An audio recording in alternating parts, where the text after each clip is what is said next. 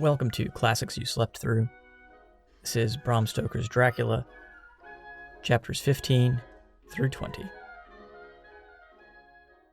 Chapter 15. Dr. Seward's Diary. Continued. For a while, sheer anger mastered me. It was as if he had, during her life, struck Lucy on the face. I smote the table hard and rose up as I said to him, "Dr. Van Helsing, are you mad?" He raised his head and looked at me. Somehow the tenderness of his face calmed me at once. "Would I were," he said. "Madness were easy to bear compared with truth like this. Oh, my friend, why, think you, did I go so far round? Why take so long to tell you so simple a thing? Was it because I hate you and have hated you all my life? Was it because I wished to give you pain? Was it that I wanted now, so late, revenge for that time when you saved my life, and from a fearful death? Ah, no." "Forgive me," I said. He went on. "My friend, it was because I wished to be gentle in the breaking to you, for I know you have loved that so sweet lady. But yet even I do not expect you to believe. It is so hard to accept at once any abstract truth that we may doubt such to be possible when we have always believed the know of it. It is more hard still to accept so sad a concrete truth, and of such a one as Miss Lucy. Tonight I go to prove it. Dare you come with me?" This staggered me. A man does not like to prove such a truth. Byron accepted from the category jealousy. And prove the very truth he most abhorred. He saw my hesitation and spoke. "The logic is simple. No madman's logic this time, jumping from tussock to tussock in a misty bog. If it be not true, then proof will be relief. At worst, it will do no harm. If it be true, there's the dread. Yet very dread should help my cause, for in it is some need of belief. Come, I tell you what I propose. First, that we go off now to see that child in the hospital. Dr. Vincent of the North Hospital, where the papers say the child is a friend of mine, and I think of yours, since you were in class at Amsterdam. He will let two scientists see his case, if he will not let two friends. We shall tell him nothing, but only that we wish to learn. And then... And then? He took a key from his pocket and held it up. And then we spend the night, you and I, in the churchyard where Lucy lies. This is the key that locked the tomb. I had it from the coffin man to give to Arthur." My heart sank within me, for I felt there was some fearful ordeal before us. I could do nothing, however, so I plucked up what heart I could and said that we had better hasten, as the afternoon was passing. We found the child awake. It had had a sleep and taken some food, and altogether was going on well. Dr. Vincent took the bandage from its throat and showed us the punctures. There was no mistaking the similarity to those which had been on Lucy's throat. They were smaller, and the edges looked fresher, that was all. We asked Vincent to what he attributed them, and he replied that it must have been the bite of some animal, perhaps a rat, but for his own part he was inclined to think that it was one of the bats which are so numerous on the northern heights of London. Out of so many harmless ones, he said, there may be some wild specimen from the south of a more malignant species. Some sailor may have brought one home and it managed to escape. Or even from the zoological gardens a young one might have got loose, or one be bred there from a vampire. These things do occur, you know. Only 10 days ago a wolf got out and was, I believe, traced up in this direction. For a week after, the children were playing nothing but Red Riding Hood on the heath and in every alley in the place, until this Bloofer lady's scare came along. Since when it has been quite a gala time with them. Even this poor little mite, when he woke up today, asked the nurse if he might go away. She asked him why he wanted to go. He said he wanted to play with the Bloofer lady. I hope, said Van Helsing, that when you are sending the child home, you will caution its parents to keep strict watch over it. These fancies to stray are most dangerous. If the child were to remain out another night, it would probably be fatal. But in any case, I suppose you will not let it away for some days? Certainly not for a week at least. Longer if the wound is not healed. Our visit to the hospital took more time than we had reckoned on, and the sun had dipped before we came out. When Van Helsing saw how dark it was, he said, "There's no hurry. It is more late than I thought. Come, let us seek somewhere that we may eat, and then we shall go on our way. We dined at Jack Straw's castle, along with a little crowd of bicyclists and others who were genially noisy. About 10 o'clock we started from the inn. It was then very dark, and the scattered lamps made the darkness greater when we were once outside their individual radius. The professor had evidently noted the road we were to go, for he went on unhesitatingly. But as for me, I was in quite a mix-up as to locality. As we went further, we met fewer and fewer people, till at last we were somewhat surprised when we met even a patrol of horse police going their usual suburban round. At last we reached the wall of the churchyard, which we climbed over. With some little difficulty, for it was dark and the whole place seemed so strange to us, we found the Westenra tomb. The professor took the key, opened the creaky door, and standing back, politely, but quite unconsciously, motioned me to precede him.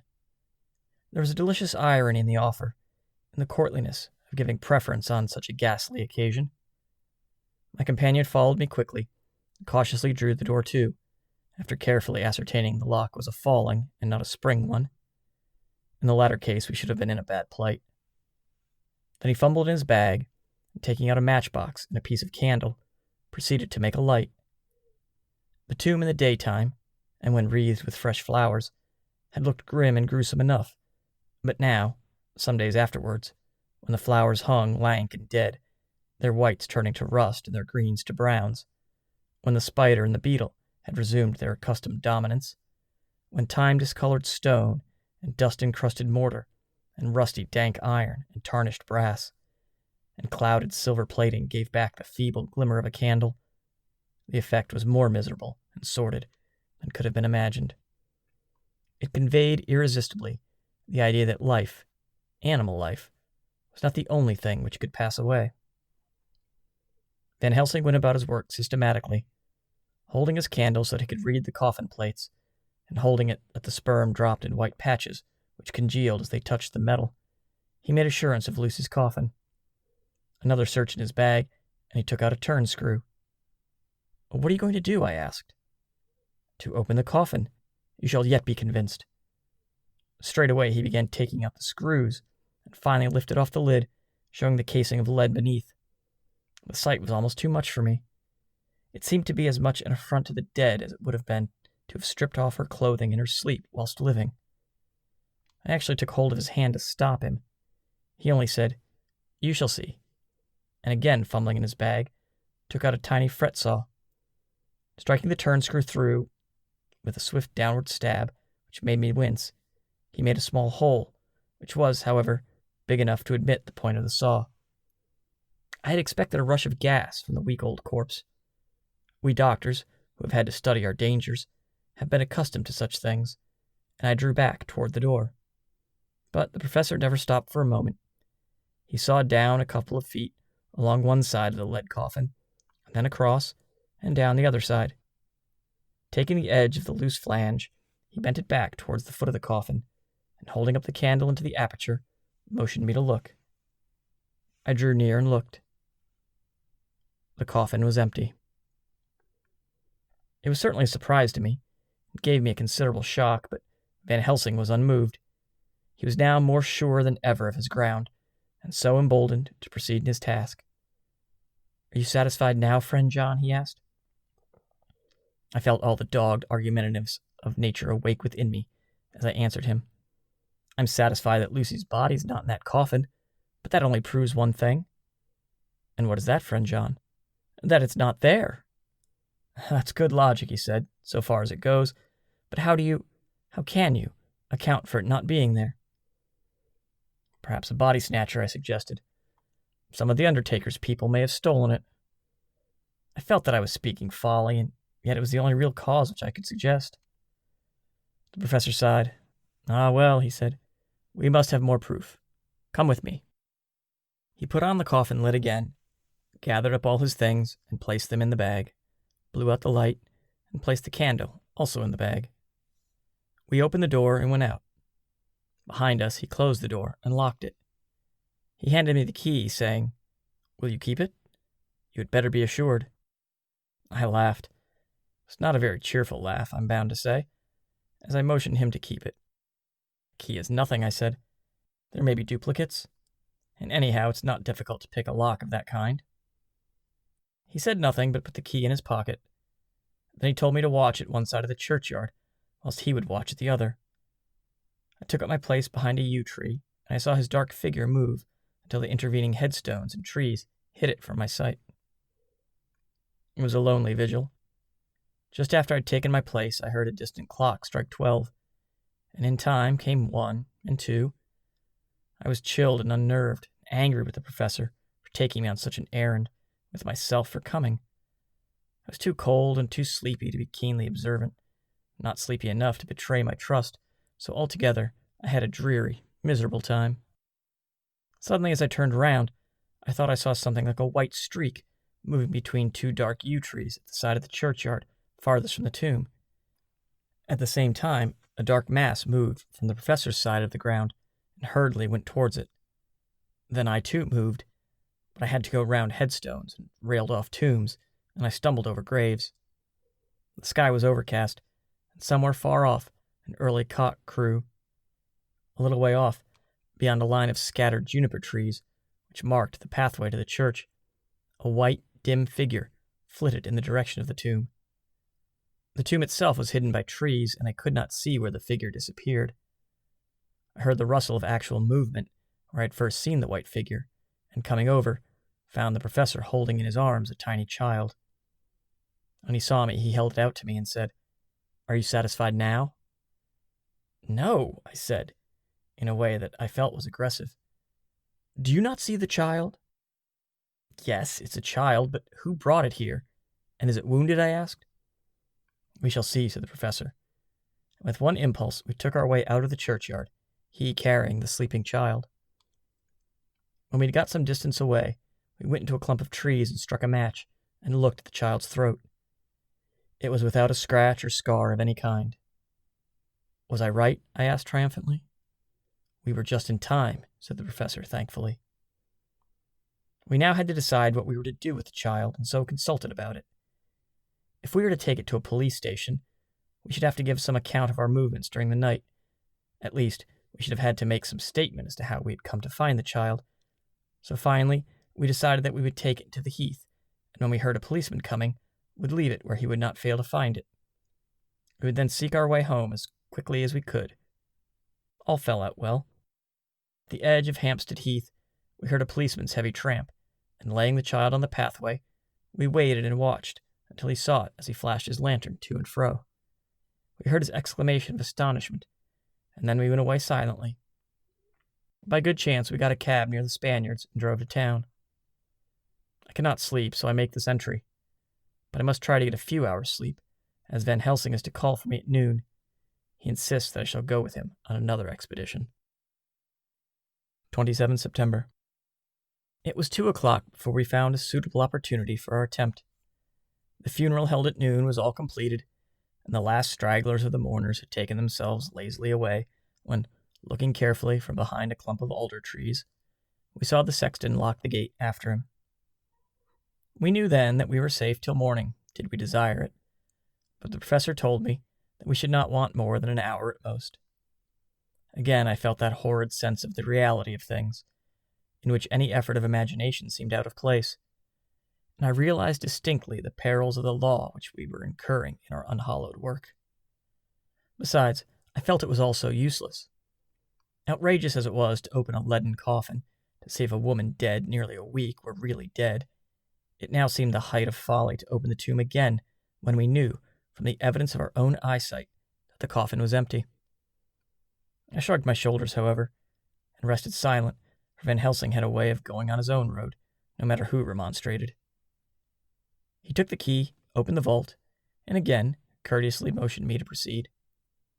The place was not so gruesome as last night, but oh, how unutterably mean-looking when the sunshine streamed in. Van Helsing walked over to Lucy's coffin, and I followed. He bent over and again forced back the leaden flange, and then a shock of surprise and dismay shot through me. There lay Lucy, seemingly just as we had seen her the night before her funeral. She was, if possible, more radiantly beautiful than ever, and I could not believe that she was dead. The lips were red nay, redder than before, and on the cheeks was a delicate bloom. "Is this a juggle?" I said to him. "Are you convinced now?" said the professor in response. And as he spoke, he put over his hand, and in a way that made me shudder, pulled back the dead lips and showed the white teeth. "See," he went on, "see, they are even sharper than before. With this and this," he touched one of the canine teeth and that below it, "the little children can be bitten.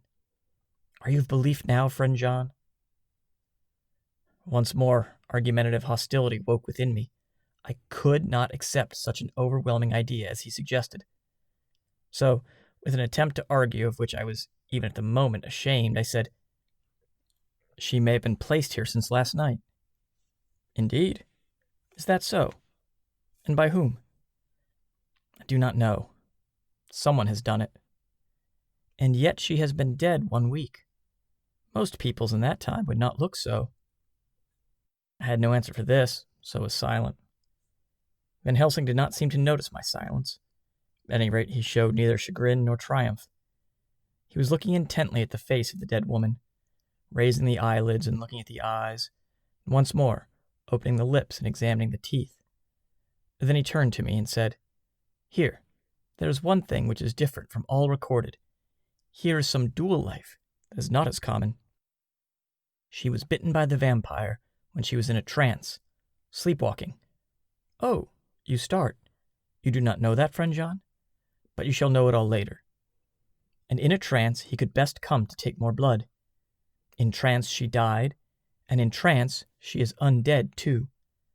So it is that she differ from all other. Usually when the undead sleep at home," as he spoke he made a comprehensive sweep of his arm to designate what to a vampire was home, "their face show what they are. But this, so sweet that was when she was not undead, she goes back to the nothings of the common dead. There's no malign there, see? And so make it hard that I must kill her in her sleep." This turned my blood cold, and it began to dawn upon me that I was accepting Van Helsing's theories. But if she were really dead, what was there of terror in the idea of killing her? He looked up at me and evidently saw the change in my face, for he said, almost joyously, "Ah, you believe now." I answered, "Do not press me too hard all at once. I'm willing to accept. How will you do this bloody work?" "I shall cut off her head and fill her mouth with garlic. I shall drive a stake through her body." It made me shudder to think of so mutilating the body of the woman whom I had loved. And yet, the feeling was not so strong as I had expected. I was, in fact, beginning to shudder at the presence of this being, this undead, as Van Helsing called it, and to loathe it. Is it possible that love is all subjective, or all objective? I waited a considerable time for Van Helsing to begin, but he stood as if wrapped in thought. Presently, he closed the catch of his bag with a snap and said, "I have been thinking. I have made up my mind as to what is best. If I did simply follow my inkling, I would do now, at this moment, what is to be done. But there are other things to follow, and things that are 1,000 times more difficult, in that them we do not know. This is simple. She has yet no life taken, though that is of time, and to act now would be to take danger from her forever. But then we may have to want Arthur, and how shall we tell him of this? If you, who saw the wounds on Lucy's throat, and saw the wounds so similar on the child's at the hospital, if you, who saw the coffin empty last night and full today with a woman who have not changed only to be more rose and more beautiful in a whole week after she die, if you know of this, and know of the white figure last night that brought the child to the churchyard, and yet of your own senses did you not believe, how then can I expect Arthur, who know none of these things, to believe? He doubted me when I took from him her kiss when she was dying. I know he has forgiven me, because in some mistaken idea I have done things that prevent him say good night as he ought, and he may think that in some more mistaken idea this woman was buried alive, and that in most mistake of all we have killed her. He will then argue back that it is we mistaken ones that have killed her by our ideas, and so he will be much unhappy always. Yet he never can be sure, and that is the worst of all. and he will sometimes think that she he loved was buried alive, and that will paint his dreams with horrors of what she must have suffered, and again he will think that we may be right, and that his so-beloved was, after all, an undead. No, I told him once, and since then I learned much. Now, since I know it is all true, 100,000 times more do I know that he must pass through the bitter waters to reach the sweet. He, poor fellow, must have 1 hour that will make the very face of heaven grow black to him. Then we can act, for good all round, and send him peace. My mind is made up. Let us go. You return home for tonight, to your asylum, and see that all be well. As for me, I shall spend the night here in this churchyard in my own way. Tomorrow night you will come to me at the Berkeley Hotel at 10 of the clock. I shall send for Arthur to come too, and also that so fine young man of America that gave his blood. Later, we shall all have work to do. I come with you so far as Piccadilly, and there dine, for I must be back here before the sunset. So we locked the tomb and came away and got over the wall of the churchyard, which was not much of a task, and drove back to Piccadilly. Note left by Van Helsing in his portmanteau. Berkeley Hotel, directed to John Seward, Doctor of Medicine. Not delivered. 27 September. Friend John, I write this in case anything should happen. I go alone to watch in that churchyard. It pleases me that the undead, Miss Lucy, shall not leave tonight, so that on the morrow night she may be more eager. Therefore, I shall fix some things she shall not like, garlic and a crucifix, and so seal up the door of the tomb. She is young as undead, and will heed. Moreover, these are only to prevent her coming out. They may not prevail on her wanting to get in, for then the undead is desperate, and must find the line of least resistance, whatsoever it may be. I shall be at hand all the night from sunset till after sunrise, and if there be aught that may be learned, I shall learn it. For Miss Lucy, or from her, I have no fear. But that other to whom there is that she is undead, he have now the power to seek her tomb and find shelter. He is cunning, as I know from Mr. Jonathan, and from the way that all along he have fooled us when he played with us for Miss Lucy's life, and we lost. And in many ways the undead are strong. He may have always the strength in his hand of 20 men. Even we 4 who gave our strength to Miss Lucy, it also is all to him. Besides, he can summon his wolf, and I know not what. So if it be that he come thither on this night, he shall find me, but none other shall, until it be too late. But it may be that he will not attempt the place. There's no reason why he should. His hunting ground is more full of game than the churchyard where the undead women sleep, and the old man watch. Therefore I write this in case.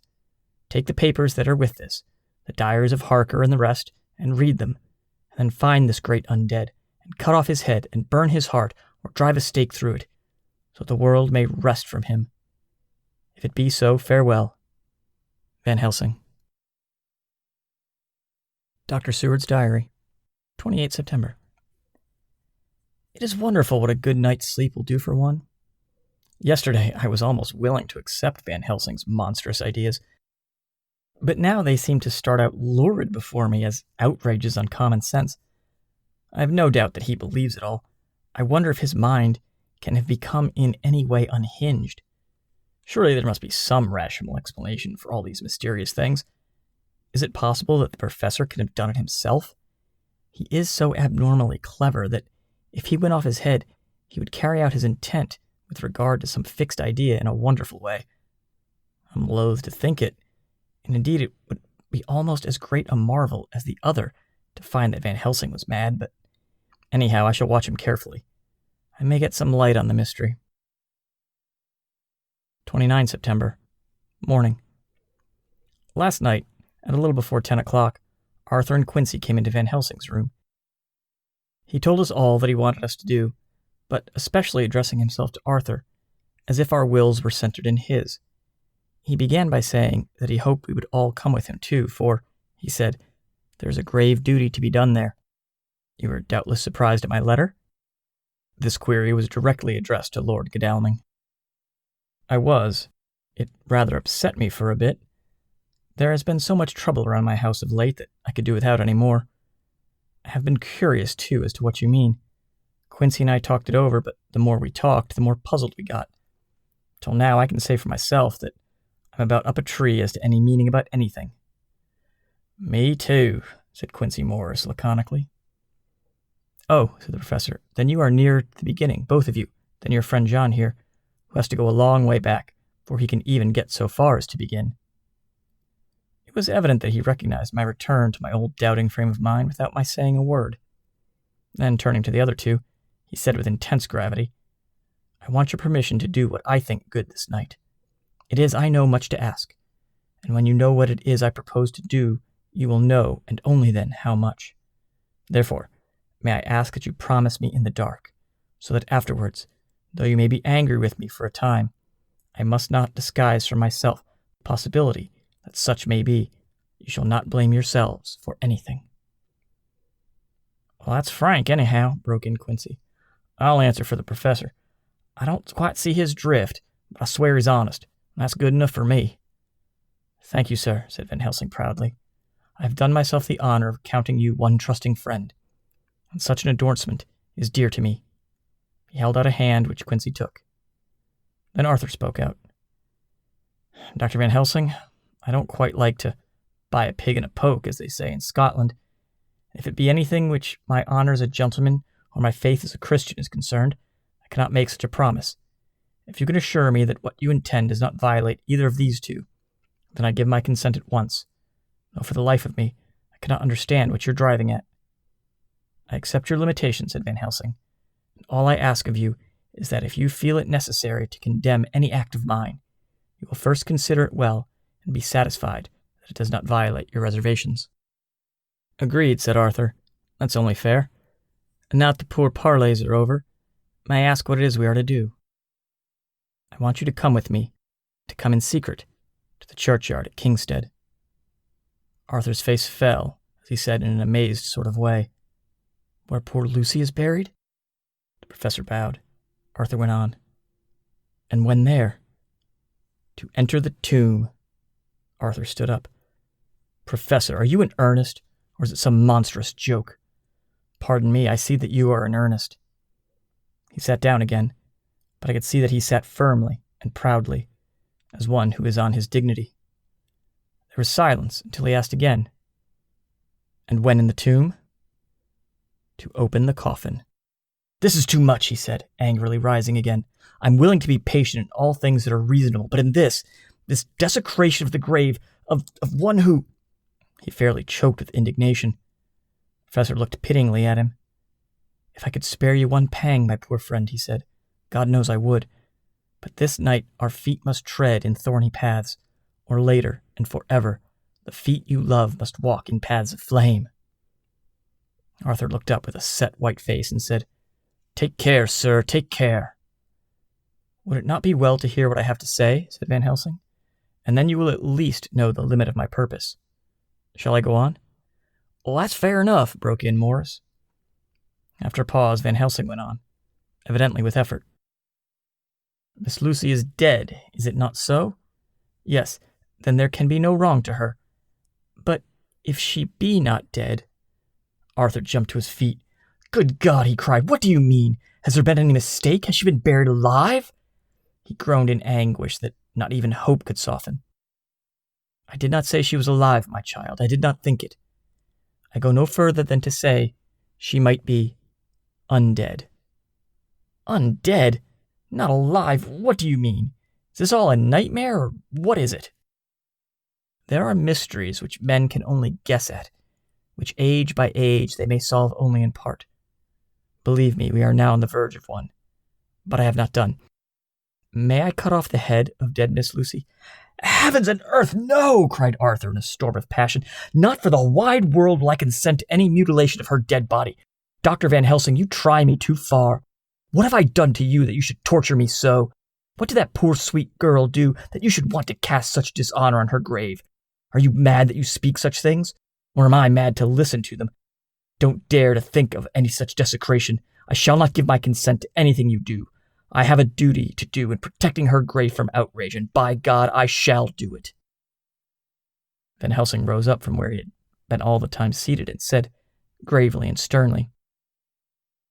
"My Lord Godalming, I too have a duty to do, a duty to others, a duty to you, a duty to the dead, and by God I shall do it. All I ask now is that you come with me, and that you look and listen. And if, when later I make the same request, you do not be more eager for its fulfillment than even I am, then I shall do my duty, whatever it may seem to me. And then, to follow of your lordship's wishes, I shall hold myself at your disposal to render an account to you when and where you will." His voice broke a little, and he went on with a voice full of pity. "But I beseech you, do not go forth in anger with me. In a long life of acts which were not often pleasant to do, and which sometimes did wring my heart, I have never had so heavy a task as now. Believe me that if the time comes for you to change your mind towards me, one look from you will wipe away all this so sad hour, for I would do what a man can to save you from sorrow. Just think, for why should I give myself so much labor and so much of sorrow? I have come here from my own land to do what I can of good, at the first to please my friend John, and then to help a sweet young lady whom I too came to love. For her, I am ashamed to say so much, but I say it in kindness. I gave what you gave, the blood of my veins. I gave it, I, who was not, like you, her lover, but only her physician and her friend. I gave to her my nights and days, before death, after death, and if my death can do her good even now, when she is the dead undead, she shall have it freely." He said this with a very grave, sweet pride, and Arthur was very much affected by it. He took the old man's hand and said in a broken voice, "Oh, it's hard to think of it, and I cannot understand, but at least I shall go with you and wait." Chapter 16. Dr. Seward's Diary. Continued. It was just a quarter before 12 o'clock when we got into the churchyard over the low wall. The night was dark, with occasional gleams of moonlight between the rents of the heavy clouds that scudded across the sky. We all kept somehow close together, with Van Helsing slightly in front as he led the way. When we'd come close to the tomb, I looked well at Arthur, for I feared that the proximity to a place laden with so sorrowful a memory would upset him, but he bore himself well. I took it that the very mystery of the proceeding was in some way a counteractant to his grief.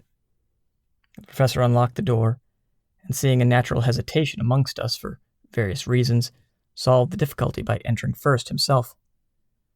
The rest of us followed, and he closed the door. Then he lit a dark lantern and pointed to the coffin. Arthur stepped forward hesitatingly. Van Helsing said to me, "You were with me here yesterday. Was the body of Miss Lucy in that coffin?" It was. The professor turned to the rest, saying, "You hear, and yet there is no one who does not believe me."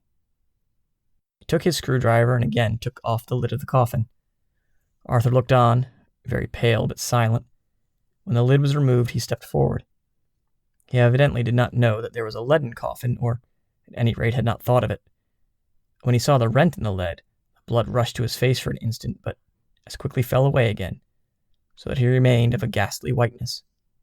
He was still silent. Van Helsing forced back the leaden flange, and we all looked in and recoiled. The coffin was empty. For several minutes, no one spoke a word. The silence was broken by Quincy Morris. "Professor, I answered for you. Your word is all I want.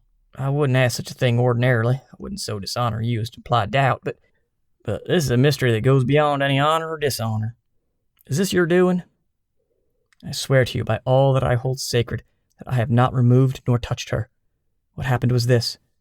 2 nights ago, my friend Seward and I came here, with good purpose, believe me. I opened that coffin, which was then sealed up, and we found it, as now, empty. We then waited, and we saw something white come through the trees. The next day we came here in daytime, and she lay there. Did she not, friend John? Yes. That night we were just in time. One more so small child was missing, and we find it, thank God, unharmed amongst the graves. Yesterday I came here before sundown, for at sundown the undead can move. I waited here all night till the sun rose, but I saw nothing. It was most probable that it was because I had laid over the clamps of those doors garlic, which the undead cannot bear, and other things which they shun. Last night there was no exodus, so tonight, before the sundown, I took away my garlic and other things, and so it is that we find this coffin empty. But bear with me. So far there is much that is strange. Wait you with me outside, unseen and unheard, and things much stranger are yet to be. So, here he shut the dark side of his lantern. Now to the outside. He opened the door, and we filed out, he coming last, and locking the door behind him. Oh, but it seemed fresh and pure in the night air after the terror of that vault. How sweet it was to see the clouds race by, and the passing gleams of the moonlight between the scudding clouds crossing and passing, like the gladness and sorrow of a man's life. How sweet it was to breathe the fresh air that had no taint of death and decay. How humanizing to see the red lighting of the sky beyond the hill, to hear the far away, the muffled roar that marks the life of a great city. Each in his own way was solemn and overcome. Arthur was silent and was, I could see, striving to grasp the purpose and the inner meaning of the mystery. I was myself tolerably patient and half inclined again to throw aside doubt, to accept Van Helsing's conclusions. Quincy Morris was phlegmatic, in the way of a man who accepts all things, and accepts them in the spirit of cool bravery, with hazard of all he has to stake. Not being able to smoke, he cut himself a good-sized plug of tobacco and began to chew. As to Van Helsing, he was employed in a definite way. First he took from his bag a mass of what looked like thin, wafer-like biscuit, which was carefully rolled up in a white napkin. Next he took out a double handful of some whitish stuff, like dough or putty. He crumbled the wafer up fine and worked it into the mass between his hands. And then he took, and rolling it into thin strips, began to lay them into the crevices between the door and its setting in the tomb. I was somewhat puzzled at this, and being close, asked him what it was that he was doing. Arthur and Quincy drew near also, as they too were curious. He answered, "I am closing the tomb, so that the undead may not enter." "And is that stuff you put there going to do it?" asked Quincy. "Great Scott, is this a game?" "It is." "What is it that which you are using?" This time the question was by Arthur. Van Helsing reverently lifted his hat as he answered. "The host. I brought it from Amsterdam. I have an indulgence."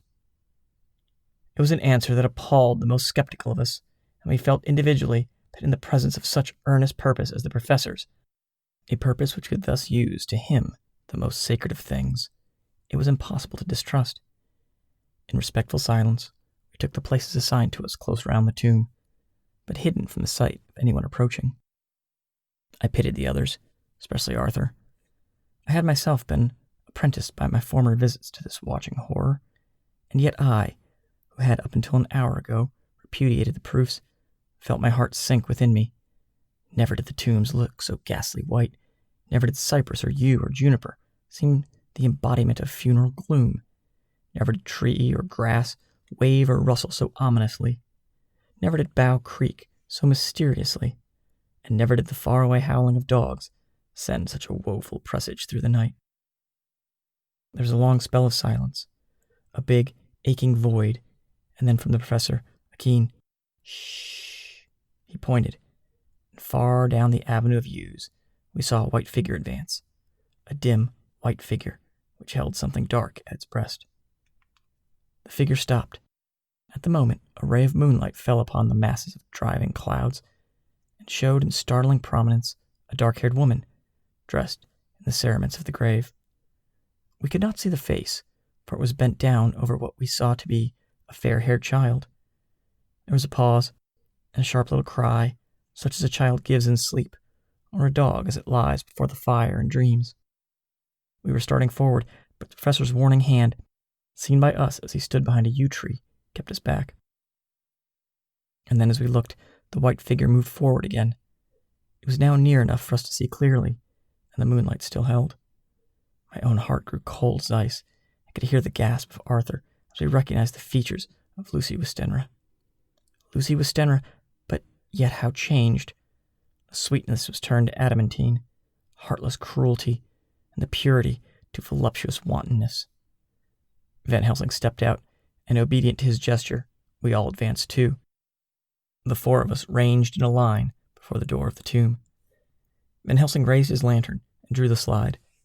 By the concentrated light that fell on Lucy's face, I could see the lips were crimson with fresh blood, and the stream had trickled over her chin and stained the purity of her lawn death robe. We shuddered with horror. I could see by the tremulous light that even Van Helsing's iron nerve had failed. Arthur was next to me, and if I had not seized his arm and held him up, he would have fallen. When Lucy, I call the thing that was before us Lucy because it bore her shape, saw us, she drew back with an angry snarl, such as a cat gives when taken unawares. Then her eyes ranged over us. Lucy's eyes in form and color, but Lucy's eyes, unclean and full of hellfire, instead of the pure, gentle orbs we knew. At that moment, the remnant of my love passed into hate and loathing. She then had to be killed.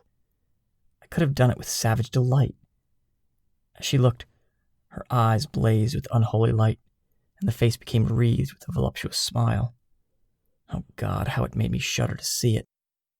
With a careless motion, she flung it to the ground, callous as a devil, the child that up to now she had clutched strenuously to her breast, growling over it as a dog growls over a bone. The child gave a sharp cry and lay there moaning. There was a cold-bloodedness in the act which wrung a groan from Arthur. When she advanced to him with outstretched arms and a wanton smile, he fell back and hid his face in his hands. She still advanced, however, and with a languorous, voluptuous grace said, "Come to me, Arthur. Leave these others and come to me. My arms are hungry for you. Come and we can rest together. Come, my husband, come." There was something diabolically sweet in her tones, something of the tingling of glass when struck, which rang through the brains even of us who heard the words addressed to another. As for Arthur, he seemed under a spell. Moving his hands from his face, he opened wide his arms. She was leaping for them when Van Helsing sprang forward and held between them his little golden crucifix. She recoiled from it, and with a suddenly distorted face full of rage, dashed past him as if to enter the tomb.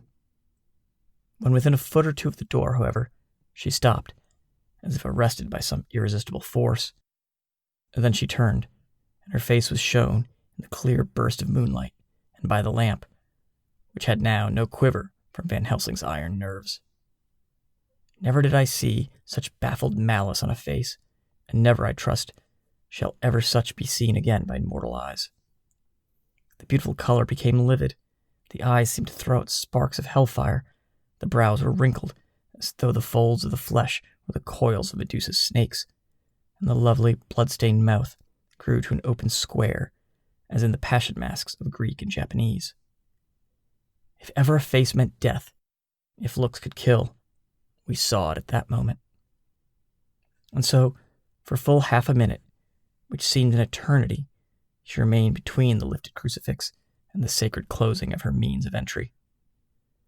Van Helsing broke the silence by asking Arthur, "Answer me, O my friend.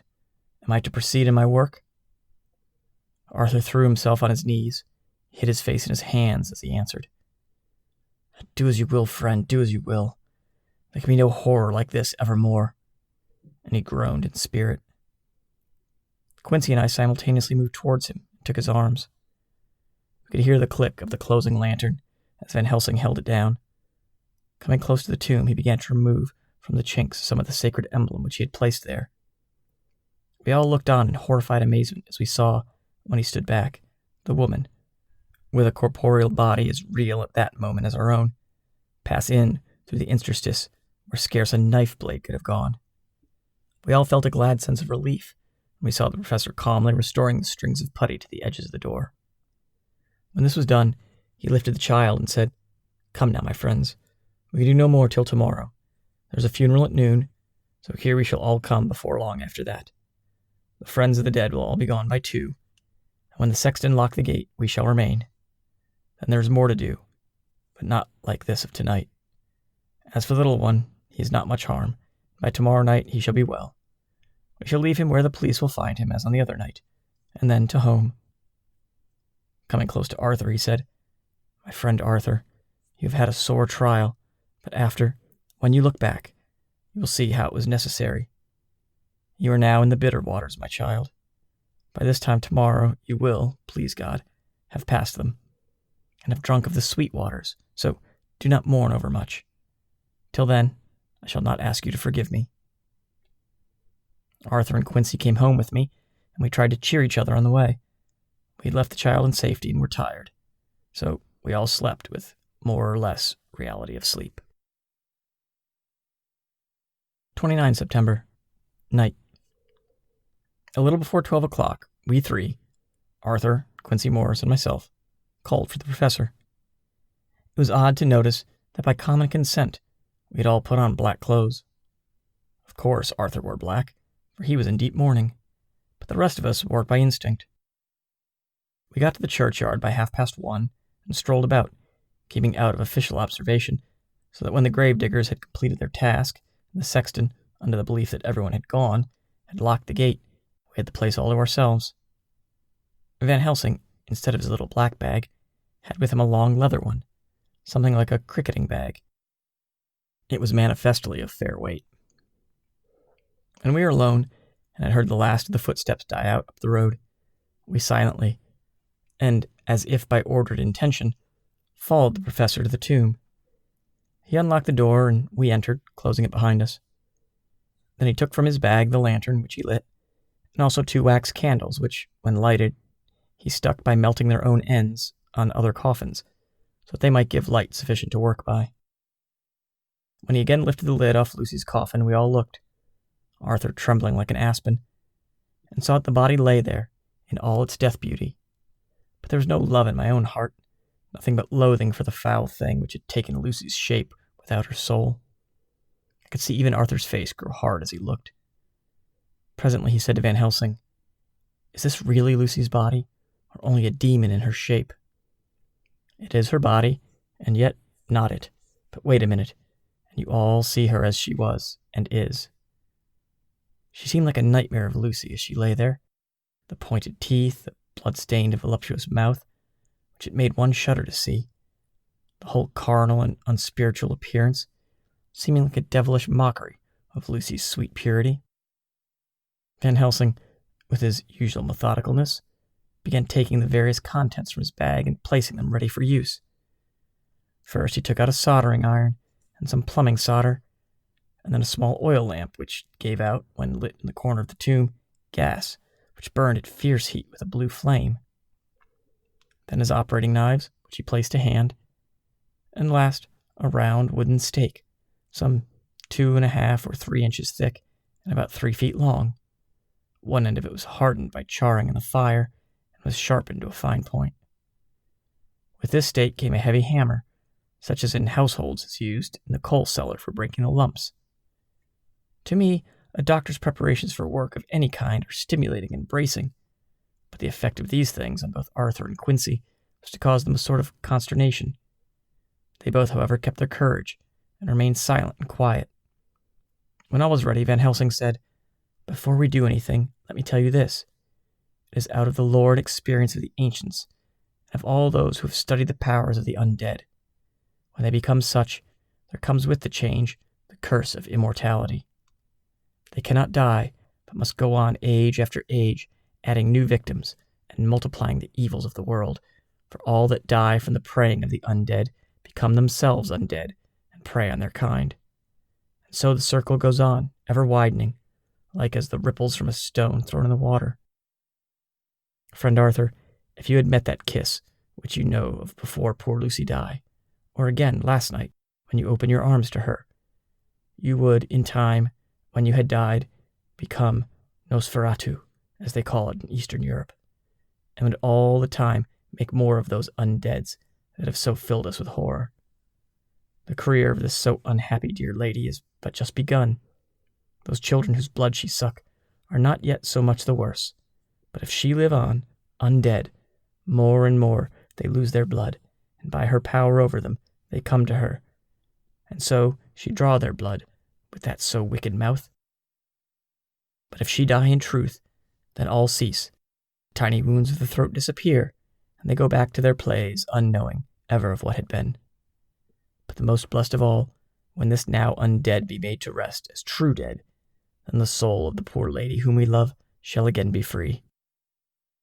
Instead of working wickedness by night, and growing more debased in the assimilating of it by day, she shall take her place with the other angels. So that, my friend, it will be a blessed hand for her that shall strike the blow that sets her free. To this I am willing, but is there none amongst us who has a better right? Will it be no joy to think of hereafter, in the silence of the night when sleep is not? It was my hand that sent her to the stars. It was the hand of him that loved her best. The hand that of all she would have herself chosen, had it been her to choose. Tell me, if there be one such among us. We all looked at Arthur. He saw, too, what we all did, the infinite kindness which suggested that his should be the hand which would restore Lucy to us as a holy and not an unholy memory. He stepped forward and said bravely, though his hand trembled and his face was pale as snow, "My true friend, from the bottom of my broken heart, I thank you. Tell me what I'm to do, and I shall not falter." Van Helsing laid a hand on his shoulder and said, "Brave lad, a moment's courage and it's done. This stake must be driven through her. It will be a fearful ordeal, be not deceived in that, but it will be only a short time, and you will then rejoice more than your pain was great.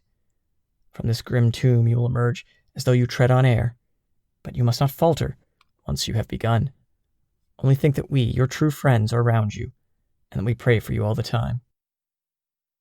"Go on," said Arthur hoarsely. "Tell me what I'm to do." "Take this stake in your left hand, ready to place the point over the heart, and the hammer in your right. Then, when we begin our prayer for the dead, I shall read him, I have here in the book, and the others shall follow. Strike in God's name, that so all may be well with the dead that we love, and the undead pass away."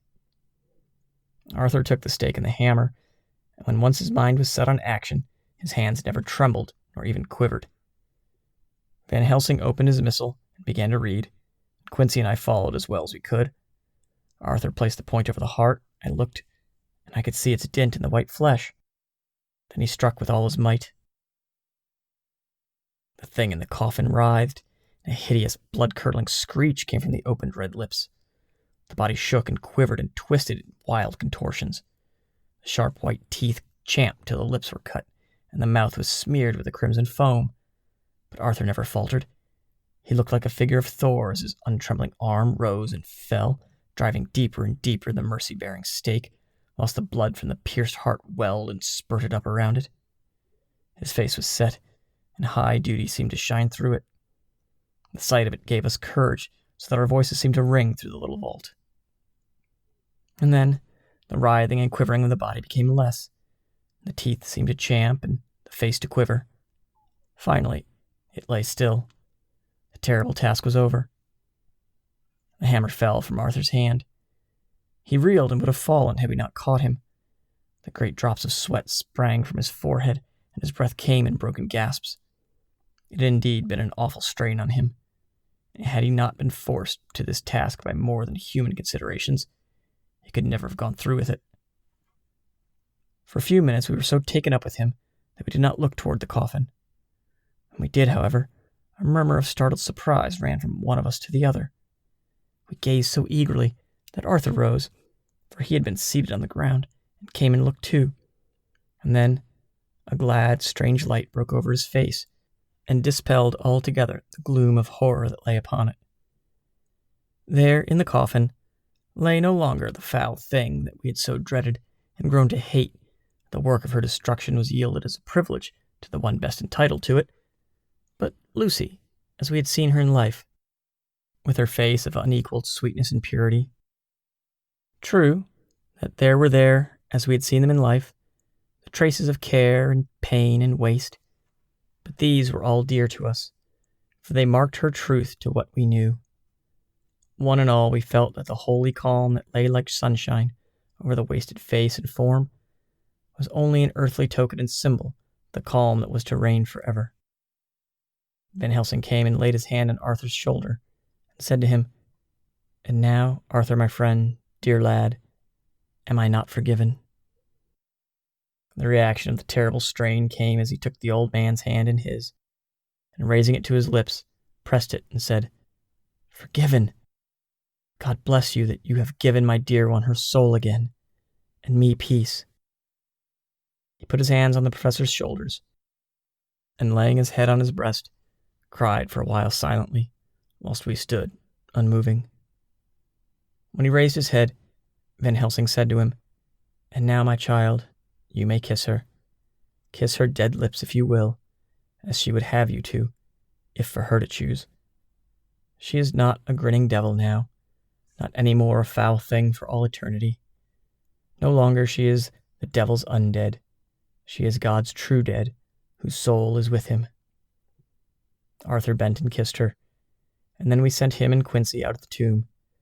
The professor and I sawed off the top of the stake, leaving the point of it in the body. Then we cut off the head and filled the mouth with garlic. We soldered up the leaden coffin, screwed on the coffin lid, and gathering up our belongings, came away. When the professor locked the door, he gave the key to Arthur. Outside, the air was sweet, the sun shone, the birds sang, and it seemed as if all nature were tuned to a different pitch. There was gladness and mirth and peace everywhere, for we were at rest ourselves on one account, and we were glad, though it was with a tempered joy. Before we moved away, Van Helsing said, "Now, my friends, one step of our work is done, one the most harrowing to ourselves, but there remains a greater task, to find out the author of all our sorrow, to stamp him out. I have clues which we can follow, but it is a long task, and a difficult, and there is danger in it, and pain. Shall you not all help me? We have learned to believe, all of us, is it not so? And since so, do we not see our duty? Yes, and do we not promise to go on to the bitter end?" Each in turn we took his hand, and the promise was made. Then said the professor, as we moved off, "2 nights hence, you shall meet with me and dine together at 7 of the clock with friend John. I shall entreat 2 others, 2 that you know not as yet, and I shall be ready to all our work show and our plans unfold. Friend John, you come with me home, for I have much to consult about, and you can help me. Tonight I leave for Amsterdam, but shall return tomorrow night, and then begins our great quest. But first, I shall have much to say, so that you may know what it is to do and to dread. Then our promise shall be made to each other anew, for there is a terrible task before us, and once our feet are on the plowshare, we must not draw back." Chapter 17. Dr. Seward's Diary continued. When we arrived at the Berkeley Hotel, Van Helsing found a telegram waiting for him. "Am coming up by train. Jonathan at Whitby. Important news. Mina Harker." The professor was delighted. "Ah, that wonderful Madam Mina," he said, "pearl among women. She arrived, but I cannot stay. She must go to your house, friend John. You must meet her at the station. Telegraph her en route, so that she may be prepared." When the wire was dispatched, he had a cup of tea. Over it he told me of a diary kept by Jonathan Harker when abroad, and gave me a typewritten copy of it, as also of Mina Harker's diary at Whitby. "Take these," he said, "and study them well. When I have returned, you will be master of all the facts, and we can then better enter our inquisition. Keep them safe, for there is much in them of treasure. You will need all of your faith, even you who have had such an experience as that of today. What is here told," he laid his hand heavily and gravely on the packet of papers as he spoke, "may be the beginning of the end to you and me and many another, or it may sound the knell of the undead who walk the earth. Read all, I pray you, with the open mind, and if you can add in any way to the story told here, do so, for it is all important. You have kept the diary of all these so strange things, is it not so? Yes, then we shall go through all these together when we meet." He then made ready for his departure, and shortly after drove off to Liverpool Street. I took my way to Paddington, where I arrived about 15 minutes before the train came in. The crowd melted away, after the bustling fashion common to arrival platforms, and I was beginning to feel uneasy, lest I might miss my guest, when a sweet-faced, dainty-looking girl stepped up to me and, after a quick glance, said, "Dr. Seward, is it not?" "And you are Mrs. Harker?" I answered at once, whereupon she held out her hand. "I knew you from the description of poor dear Lucy, but—" She stopped suddenly, and a quick blush overspread her face. The blush that rose to my own cheek somehow set us both at ease, for it was a tacit answer to her own. I got her luggage, and we took the Underground to French Church Street, after I had sent a wire to my housekeeper to have a sitting room and bedroom prepared at once for Mrs. Harker. In due time we arrived. She knew, of course, that the place was a lunatic asylum, but I could see that she was unable to repress a shudder when we entered. She told me that if she might, she would come presently to my study, as she had much to say. So here I am, finishing my entry in my phonograph diary whilst I wait for her.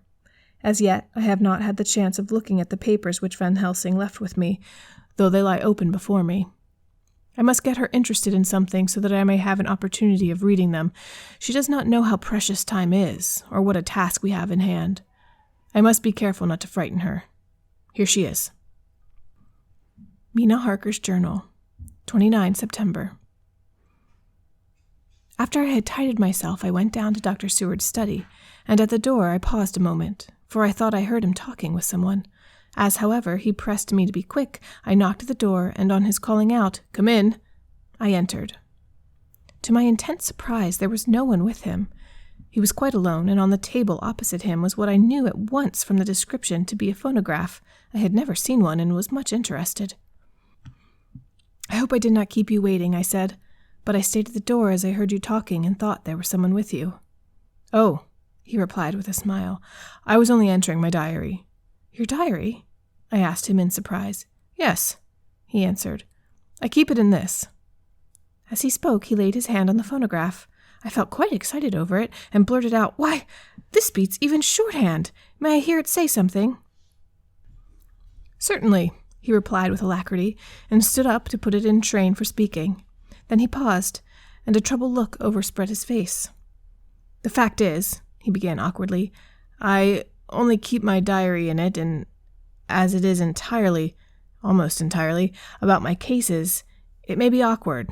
That is, I mean—" He stopped, and I tried to help him out of his embarrassment. "You helped to attend to dear Lucy at the end. Let me hear how she died. For all that I know of her, I shall be very grateful.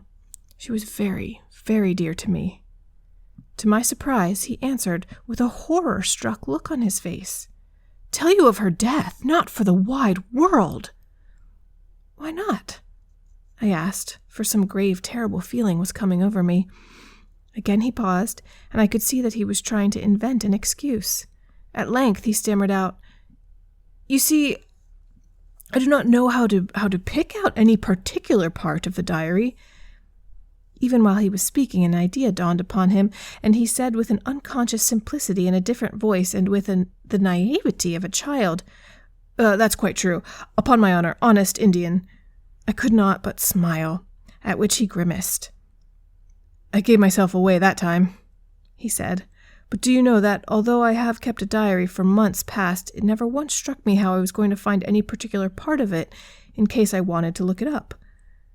By this time my mind was made up that the diary of a doctor who attended Lucy might have something to add to the sum of our knowledge of that terrible being, and I said boldly, 'Then, Dr. Seward, you had better let me copy it out for you on my typewriter.' He grew to a positively deathly pallor as he said, 'No, no, no, not for all the world. I wouldn't let you know that terrible story.' Then it was terrible. My intuition was right. For a moment I thought, as my eyes ranged the room unconsciously looking for something or some opportunity to aid me, they lit on a great batch of typewriting on the table. His eyes caught the look in mine, and, without his thinking, followed their direction. As they saw the parcel, he realized my meaning. "You do not know me," I said. "When you have read those papers, my own diary, and my husband's also, which I have typed, you will know me better. I have not faltered in giving every thought of my own heart in this case, but of course you do not know me yet. I must not expect you to trust me so far." He is certainly a man of noble nature. Poor dear Lucy was right about him. He stood up and opened a large drawer in which were arranged in order a number of hollow cylinders of metal covered with dark wax, and said, "You are quite right. I did not trust you because I did not know you. But I know you now. And let me say that I should have known you long ago. I know that Lucy told you of me, and she told me of you, too. May I make the only atonement in my power? Take the cylinders and hear them. The first half-dozen of them are personal to me, and they will not horrify you. Then you will know me better. Dinner will be then ready. In the meantime, I shall read over some of these documents and shall be better able to understand certain things." He carried the phonograph himself up to my sitting room and adjusted it for me.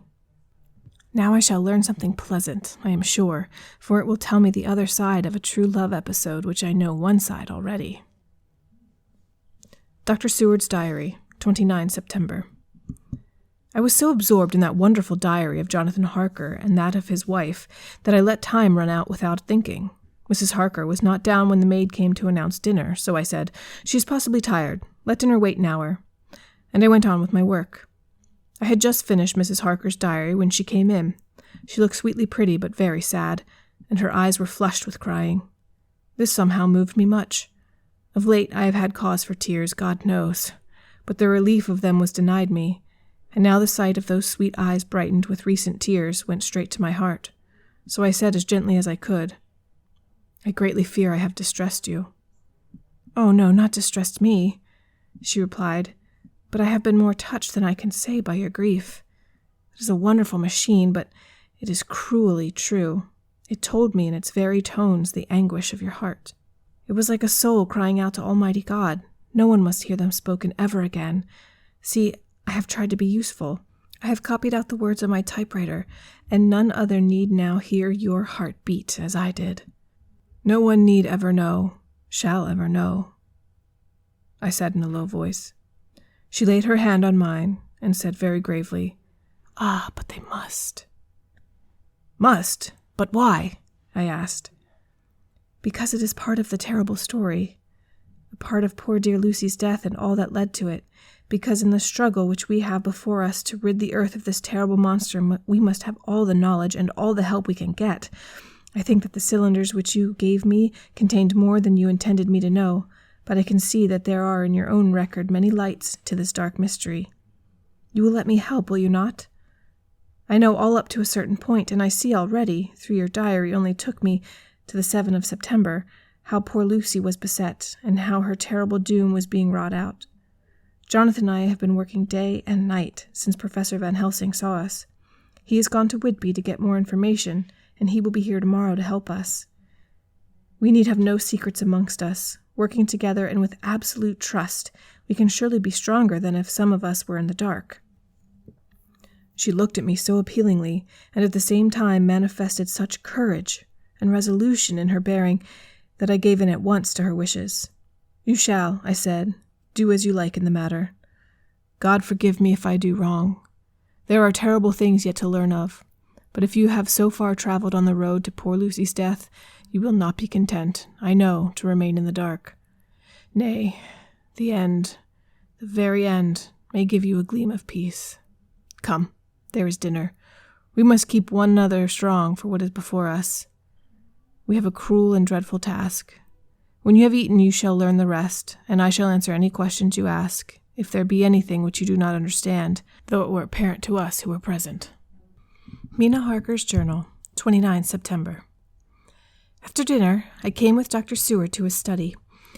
He brought back the phonograph from my room, and I took my typewriter. He placed me in a comfortable chair and arranged the phonograph so that I could touch it without getting up, and showed me how to stop it in case I should want to pause. Then he very thoughtfully took a chair with his back to me so that I might be as free as possible, and began to read. I put the forked metal to my ears and listened. When the terrible story of Lucy's death and all that followed was done, I lay back in my chair powerless. Fortunately, I am not of a fainting disposition. When Dr. Seward saw me, he jumped up with a horrified exclamation and hurriedly took a case bottle from the cupboard, gave me some brandy, which in a few minutes somewhat restored me. My brain was all in a whirl, and only that there came through all the multitudes of horrors the holy ray of light that my dear, dear Lucy was at last at peace.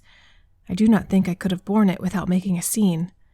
It is all so wild and mysterious and strange that if I had not known Jonathan's experience in Transylvania, I could not have believed. As it was, I didn't know what to believe, and so got out of my difficulty by attending to something else. I took the cover off my typewriter and said to Dr. Seward, "Let me write this all out now. We must be ready for Dr. Van Helsing when he comes. I have sent a telegram to Jonathan to come on here when he arrives in London from Whitby. In this matter, dates are everything, and I think that if we get all our material ready and have every item put in chronological order, we shall have done much. You tell me that Lord Godalming and Mr. Morris are coming too, but let us all be able to tell him when they come." He accordingly set the phonograph at a slow pace, and I began to typewrite from the beginning of the 7th cylinder. I used manifold, and so took 3 copies of the diary, just as I had done with all the rest. It was late when I got through, but Dr. Seward went on about his work of going his round of the patients, and when he had finished, he came back and sat near me reading, so that I did not feel too lonely whilst I worked.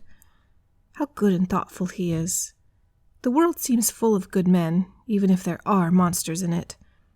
Before I left him, I remembered what Jonathan put in his diary of the professor's perturbation at reading something in an evening paper at the station at Exeter. So, seeing that Dr. Seward keeps his newspapers, I borrowed the files of the Westminster Gazette and the Pall Mall Gazette and took them to my room. I remember how much the Daily Graph and the Whitby Gazette, of which I made the cuttings, helped us to understand the terrible events at Whitby when Count Dracula landed. So I shall look through the evening papers since then, and perhaps I shall get some new light. I am not sleepy, and the work will help to keep me quiet. Dr. Seward's Diary, 30 September. Mr. Harker arrived at 9 o'clock. He had got his wife's wire just before starting. He is uncommonly clever, if one can judge from his face, and full of energy. If this journal be true, and judging by one's own wonderful experience it must, he is also a man of great nerve. That going down to the vault a second time was a remarkable piece of daring. After reading his account of it, I was prepared to meet a good specimen of manhood, but hardly the quiet, businesslike gentleman who came here today. Later. After lunch, Harker and his wife went back to their own room, and as I passed a while ago, I heard the click of a typewriter. They are hard at it. Mrs. Harker says that they are knitting together the chronological order, every scrap of evidence they have. Harker has got the letters between the consigliere of the boxes at Whitby and the carriers in London who took charge of them. He is now reading his wife's typescript of my diary. I wonder what they make out of it. Here it is. Strange that it never struck me that the very next house might be the Count's hiding place. Goodness knows that we had enough clues from the conduct of the patient Renfield. The bundle of letters relating to the purchase of the house were with the typescript. Oh, if we had only had them earlier, we might have saved poor Lucy. Stop. That way madness lies. Harker has gone back, and is again collating his materials. He says that by dinner they will be able to show the whole connected narrative.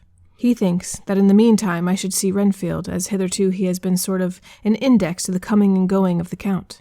I hardly see this yet, but when I get the dates I suppose I shall. What a good thing that Mrs. Harker put my cylinders into type. We could never have found the dates otherwise. I found Renfield sitting placidly in his room with his hands folded, smiling benignly.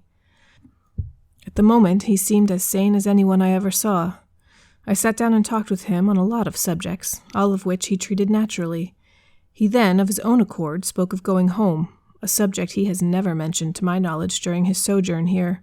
In fact, he spoke quite confidently of his getting his discharge at once.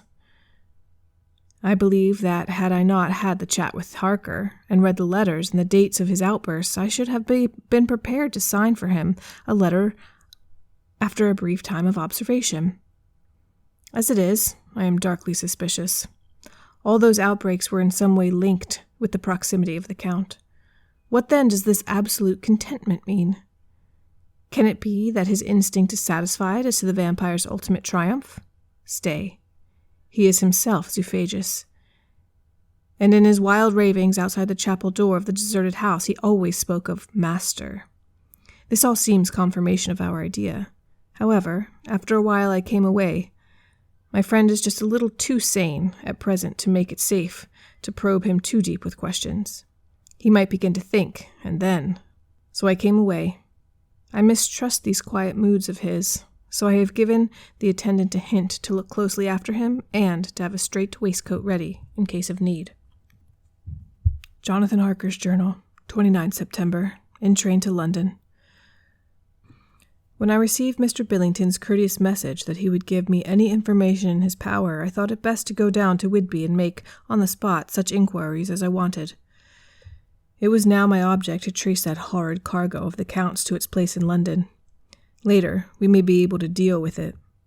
Billington Jr., a nice lad, met me at the station and brought me to his father's house, where they had decided that I must stay the night. They are hospitable, with true Yorkshire hospitality, give a guest everything, and leave him free to do as he likes. They all knew that I was busy, and that my stay was short, and Mr. Billington had ready in his office all the papers concerning the consignment of boxes. It gave me almost a turn to see again one of those letters which I had seen on the Count's tables before I knew of his diabolical plans. Everything had been carefully thought out and done systematically with precision. He seemed to have been prepared for every obstacle which might be placed by accident in the way of his intentions being carried out. To use an Americanism, he had taken no chances, and the absolute accuracy with which his instructions were fulfilled was simply the logical result of his care. I saw the invoice and took note of it. 50 cases of common earth to be used for experimental purposes. Also, the copy of the letter to Carter Patterson and their reply. Of both of these I got copies. This was all the information Mr. Billington could give me, so I went down to the port and saw the Coast Guards, the customs officers, and the harbor master. They had all something to say of the strange entry of the ship, which is already taking its place in local tradition, but no one could add to the simple description, 50 cases of common earth. I then saw the station master, who kindly put me in communication with the men who had actually received the boxes. Their tally was exact with the list, and they had nothing to add except that the boxes were main and mortal heavy, and that the shifting of them was dry work. One of them added that it was hard lines, that there wasn't any gentleman, such like as yourself, squire, to show some sort of appreciation of their efforts in a liquid form. Another put it in a rider that the thirst then generated was such that even the time which had elapsed had not completely allayed it.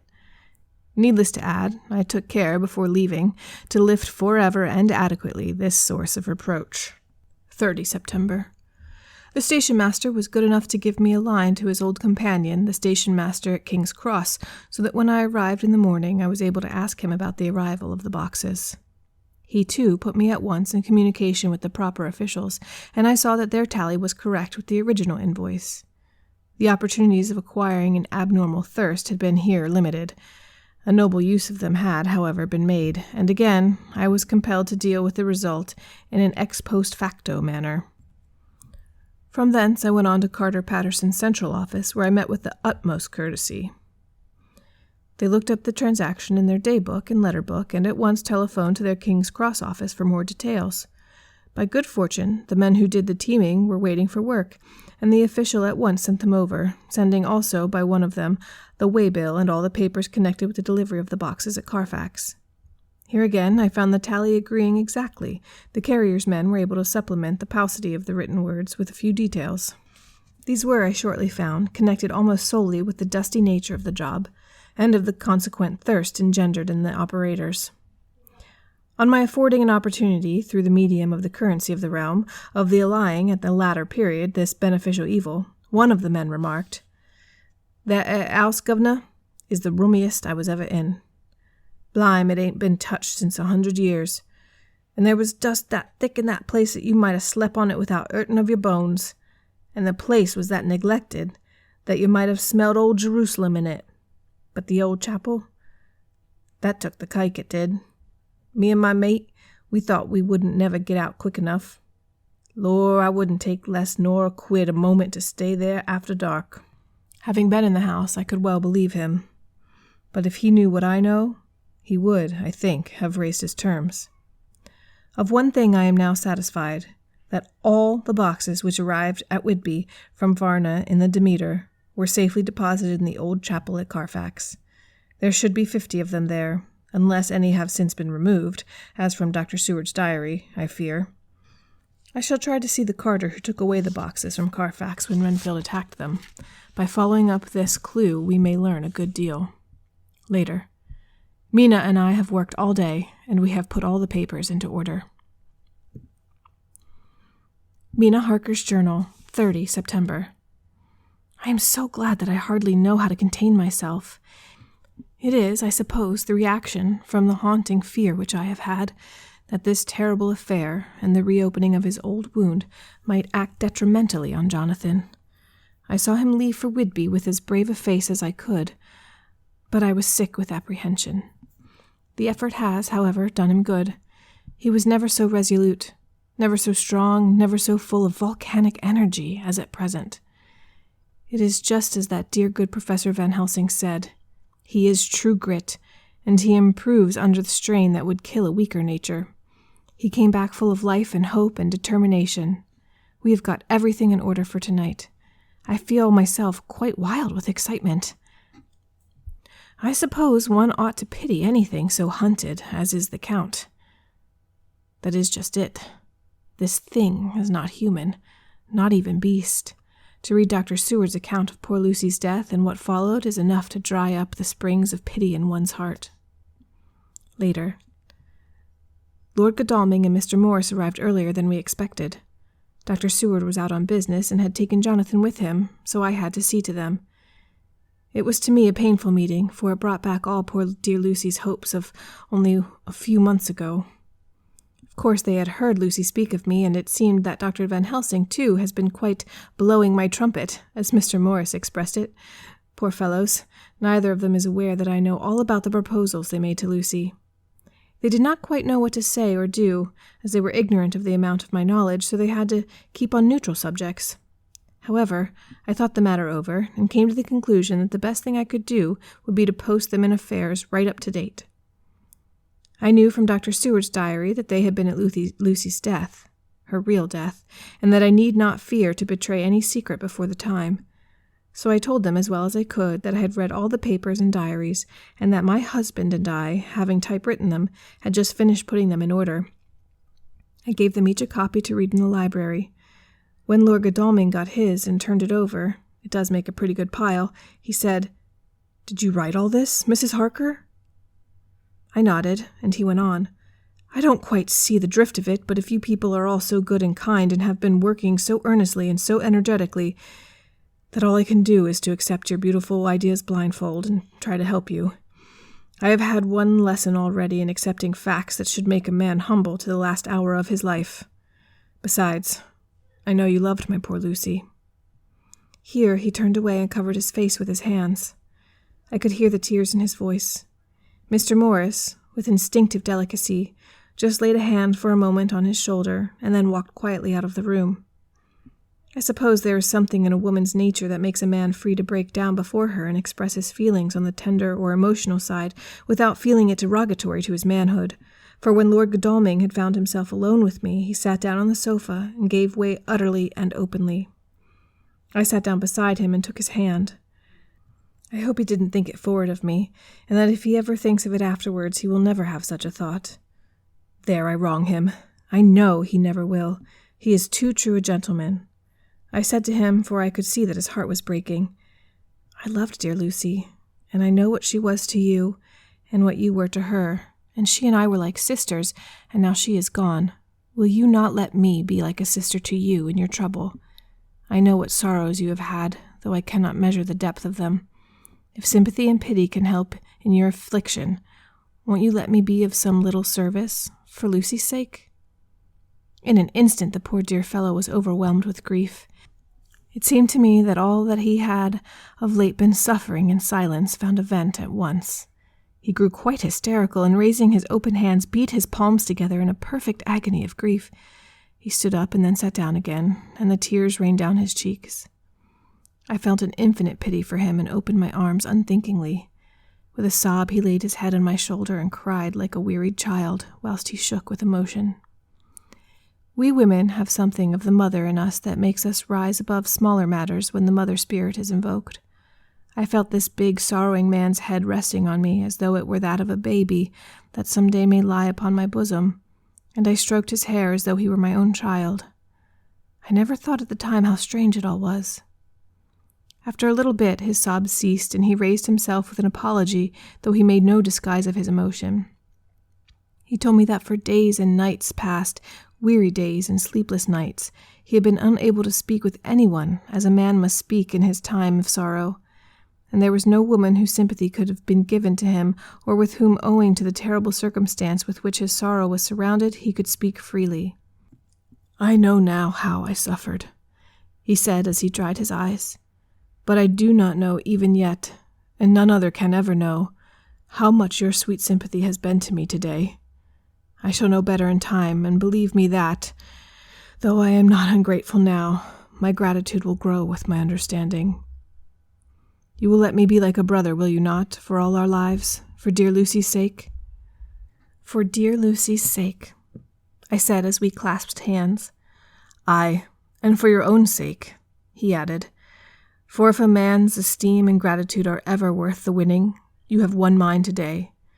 If ever the future should bring you to a time when you need a man's help, believe me, you will not call in vain. God grant that no such time may ever come to you or to break the sunshine of your life. But if it should ever come, promise me that you will let me know." He was so earnest, and his sorrow was so fresh, that I felt it would comfort him, so I said, "I promise." As I came along the corridor, I saw Mr. Morris looking out of a window. He turned as he heard my footsteps. "How was Art?" he said. Then noticing my red eyes, he went on, "Ah, I see you've been comforting him. Poor old fella. He needs it. No one but a woman can help a man when he is in trouble of the heart, and he had no one to comfort him." He bore his own trouble so bravely that my heart bled for him. I saw the manuscripts in his hand, and I knew that when he read, he would realize how much I knew. So I said to him, "I wish I could comfort all who suffer from the heart. Will you let me be your friend, and will you come to me for comfort if you need it? You will know later on why I speak." He saw that I was in earnest, and stooping, took my hand, and raising it to his lips, kissed it.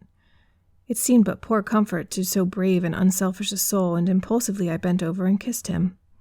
The tears rose in his eyes, and there was a momentary choking in his throat, and he said quite calmly, "Little girl, you will never regret that true-hearted kindness, so long as ever you live." Then he went into the study to his friend. Little girl, the very words he had used to Lucy, and oh, but he proved himself a friend. Chapter 18. Dr. Seward's Diary, 30 September. I got home at 5 o'clock and found that Godalming and Morris had not only arrived, but had already studied the transcript of the various diaries and letters which Harker and his wonderful wife had made and arranged. Harker had not yet returned from his visit to the carrier's men, of whom Dr. Hennessy had written to me. Mrs. Harker gave us a cup of tea, and I can honestly say that, for the first time since I have lived in it, this old house seemed like home. When we had finished, Mrs. Harker said, "Dr. Seward, may I ask a favor? I want to see your patient, Mr. Renfield. Do let me see him. What you have said of him in your diary interests me so much."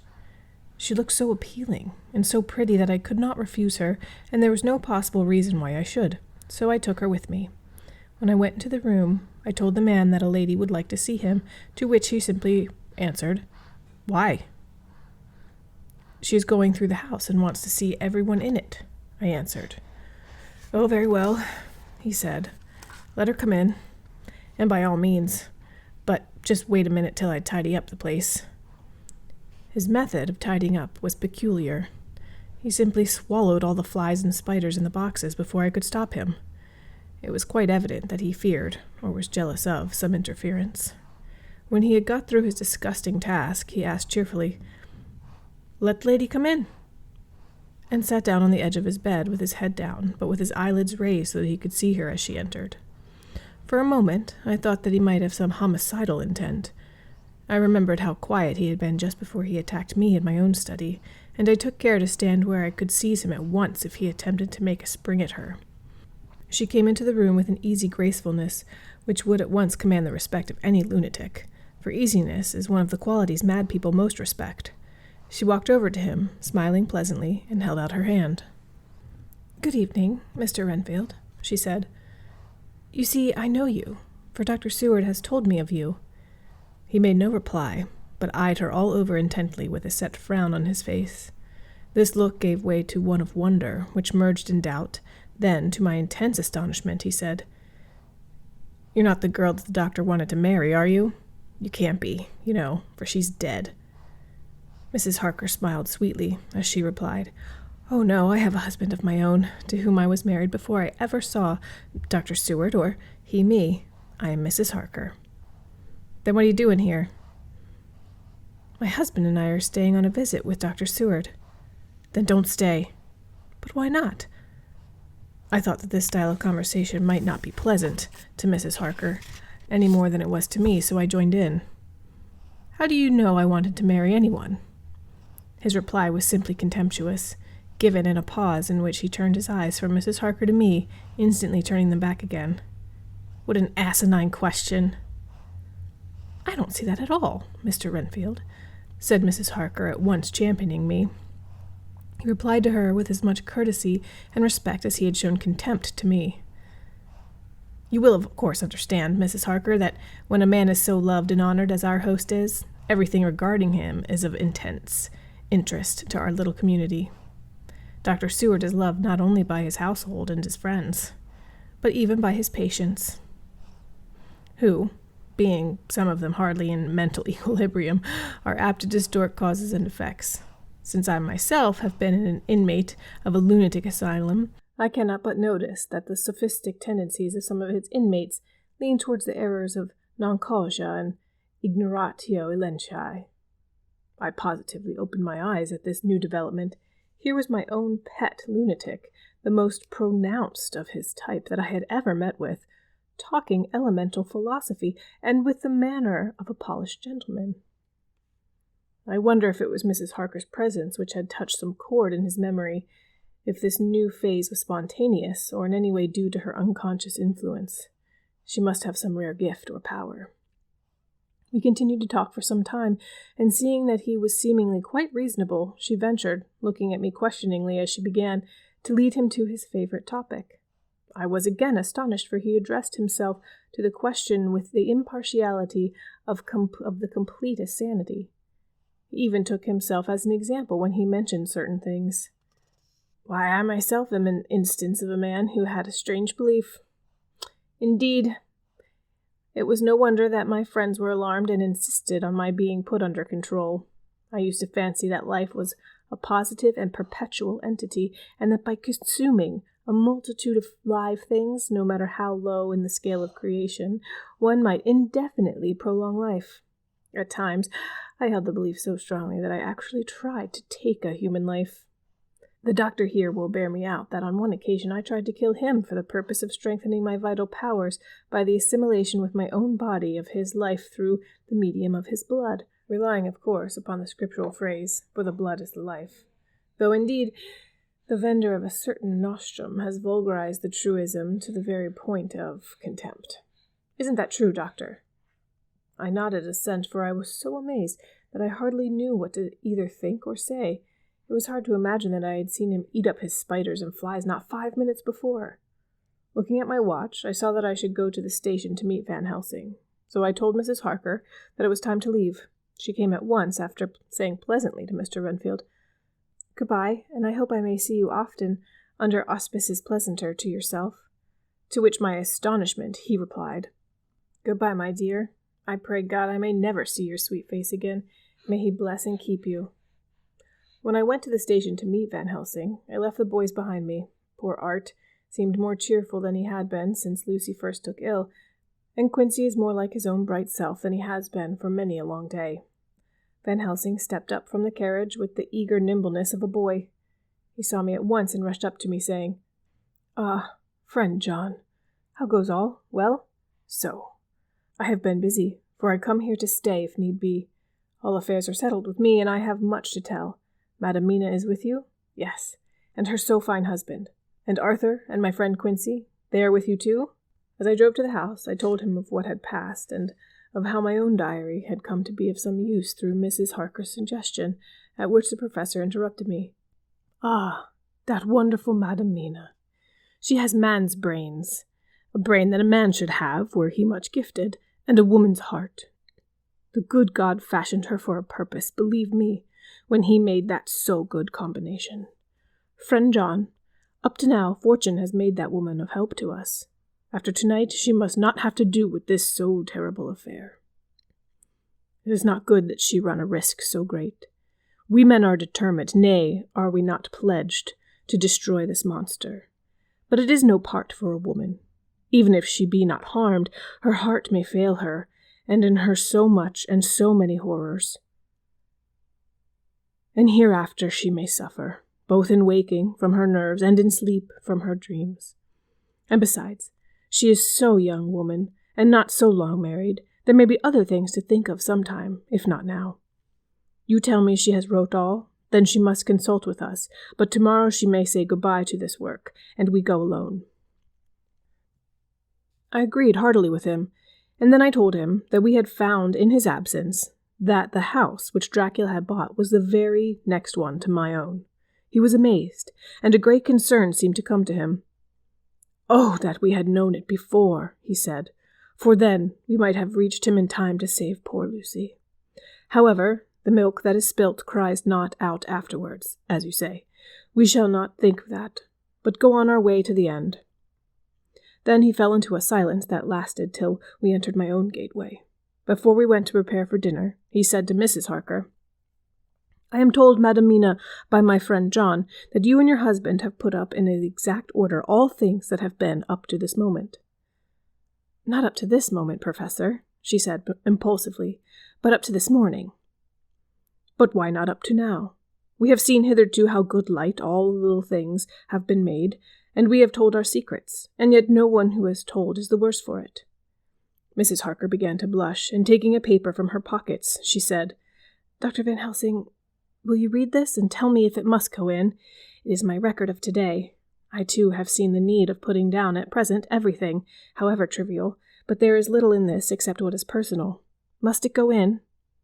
The professor read it over gravely and handed it back, saying, "It need not go in, if you do not wish it, but I pray that it may.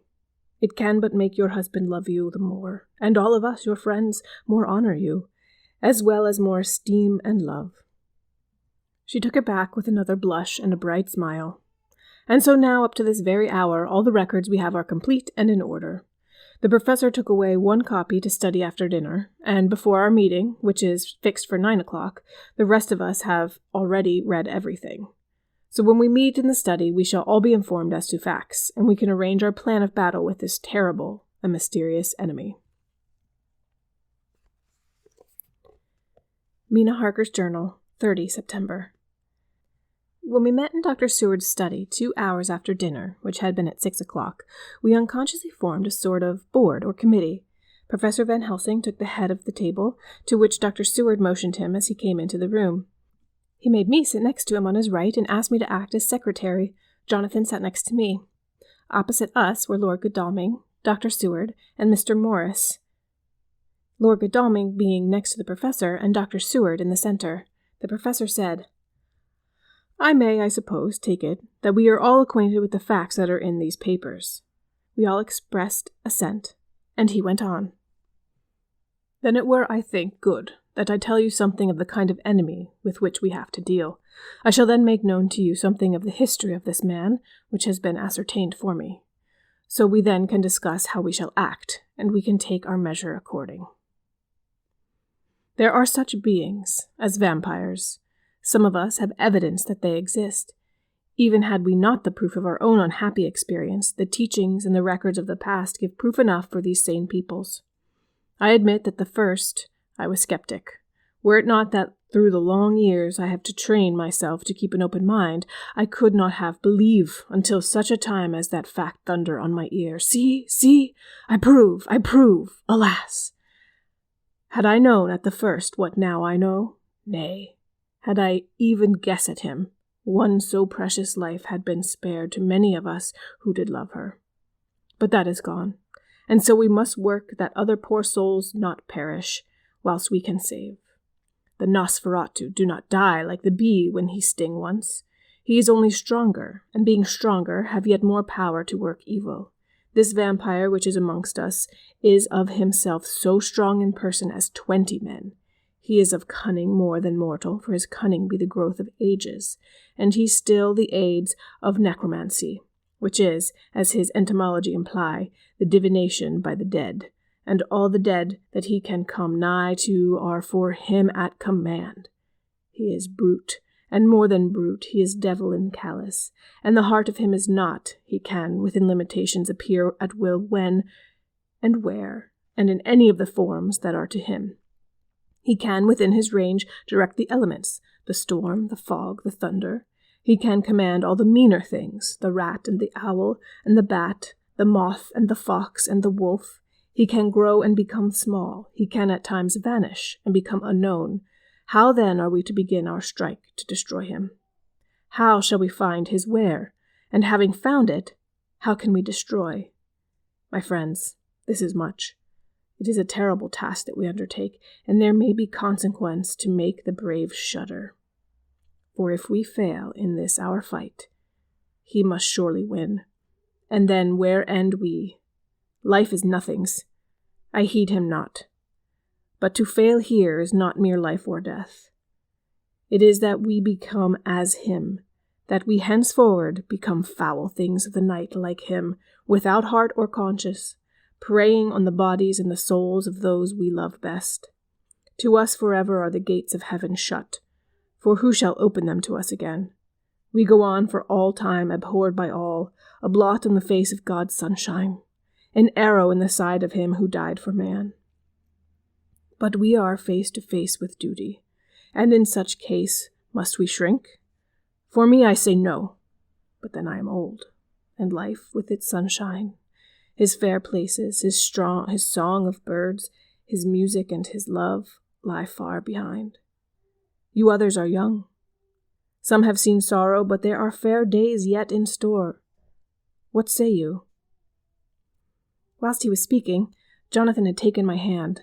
I feared, oh, so much, that the appalling nature of our danger was overcoming him when I saw his hand stretch out, but it was life to me to feel its touch, so strong, so self-reliant, so resolute. A brave man's hand can speak for itself. It does not even need a woman's love to hear its music. When the professor had been done speaking, my husband looked into my eyes, and I in his. There was no need for speaking between us. I answer for Mina and myself, he said. Count me in, Professor, said Quincey Morris, laconically, as usual. I am with you, said Lord Godalming, for Lucy's sake, if for no other reason. Dr. Seward simply nodded. The professor stood up and, after laying his golden crucifix on the table, held out his hand on either side.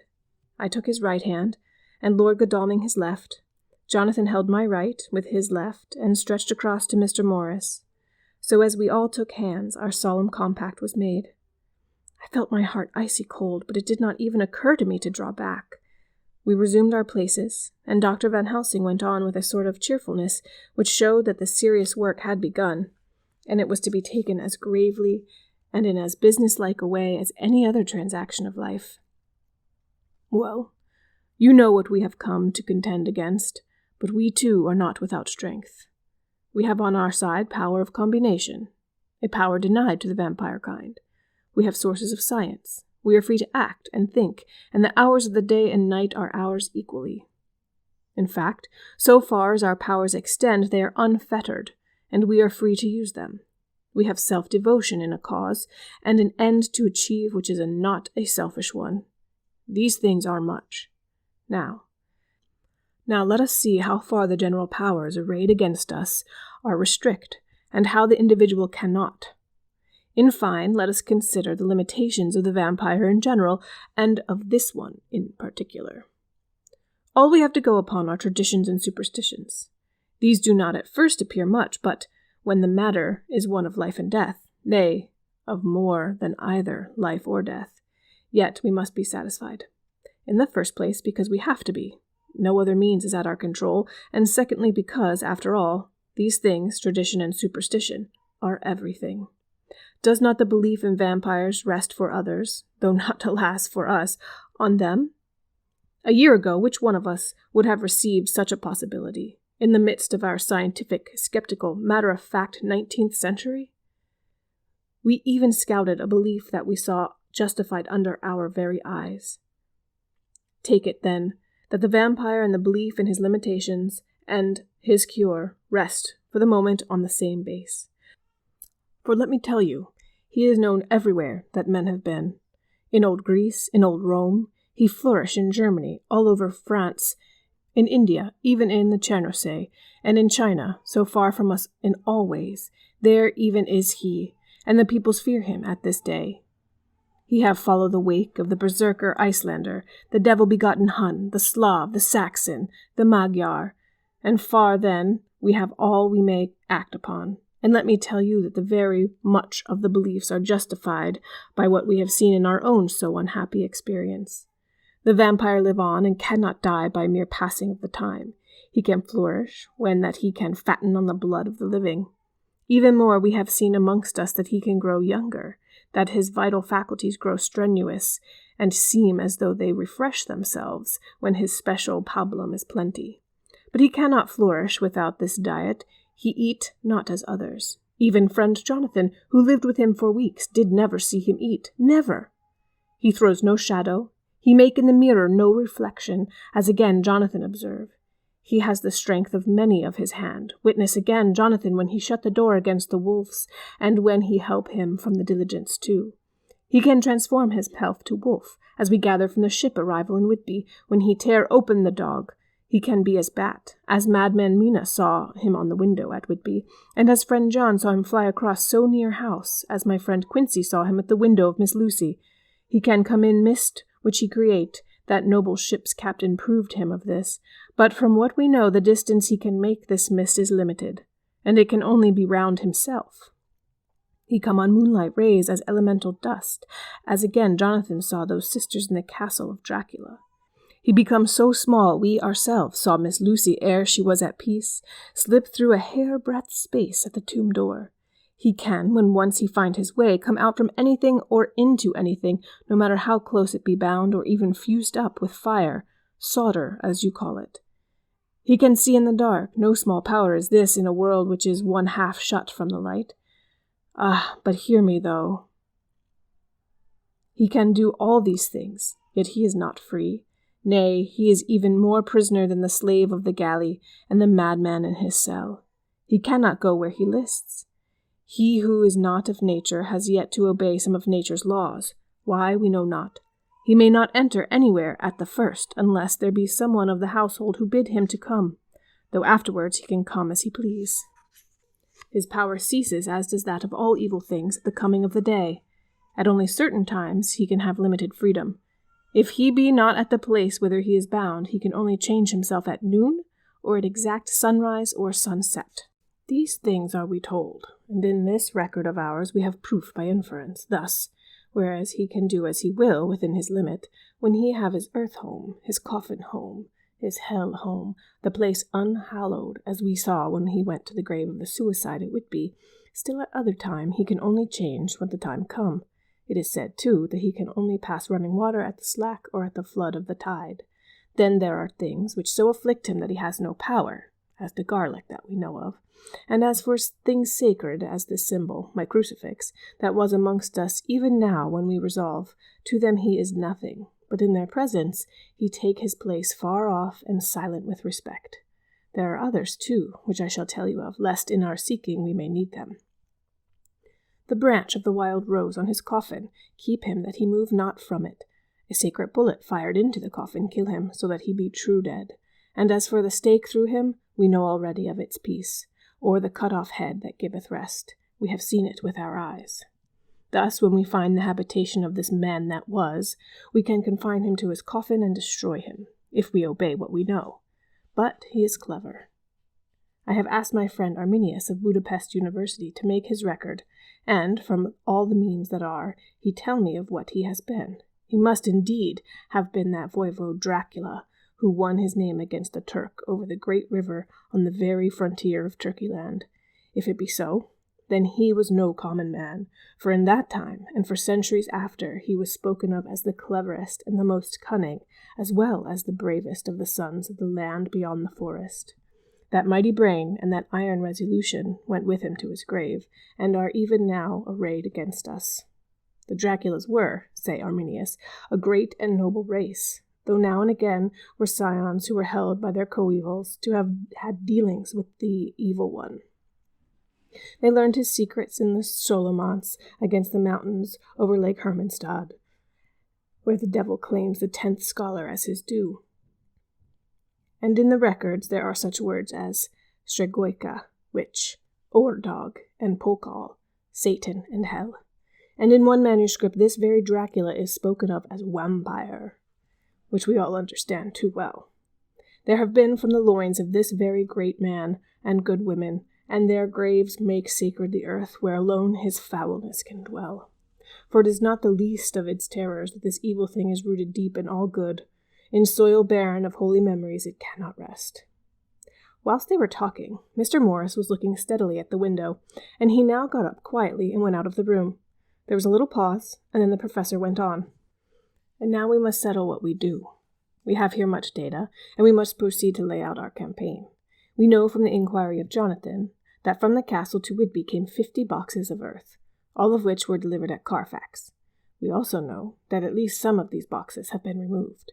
It seems to me that our first step should be to ascertain whether the rest remain in the house beyond that wall where we look to today, or whether any more have been removed.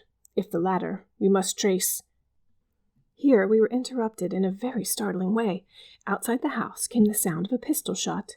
The glass of the window was shattered with a bullet which, ricocheting from the top of the embrasure, struck the far wall of the room. I am afraid I am at heart a coward, for I shrieked out. All the men jumped to their feet.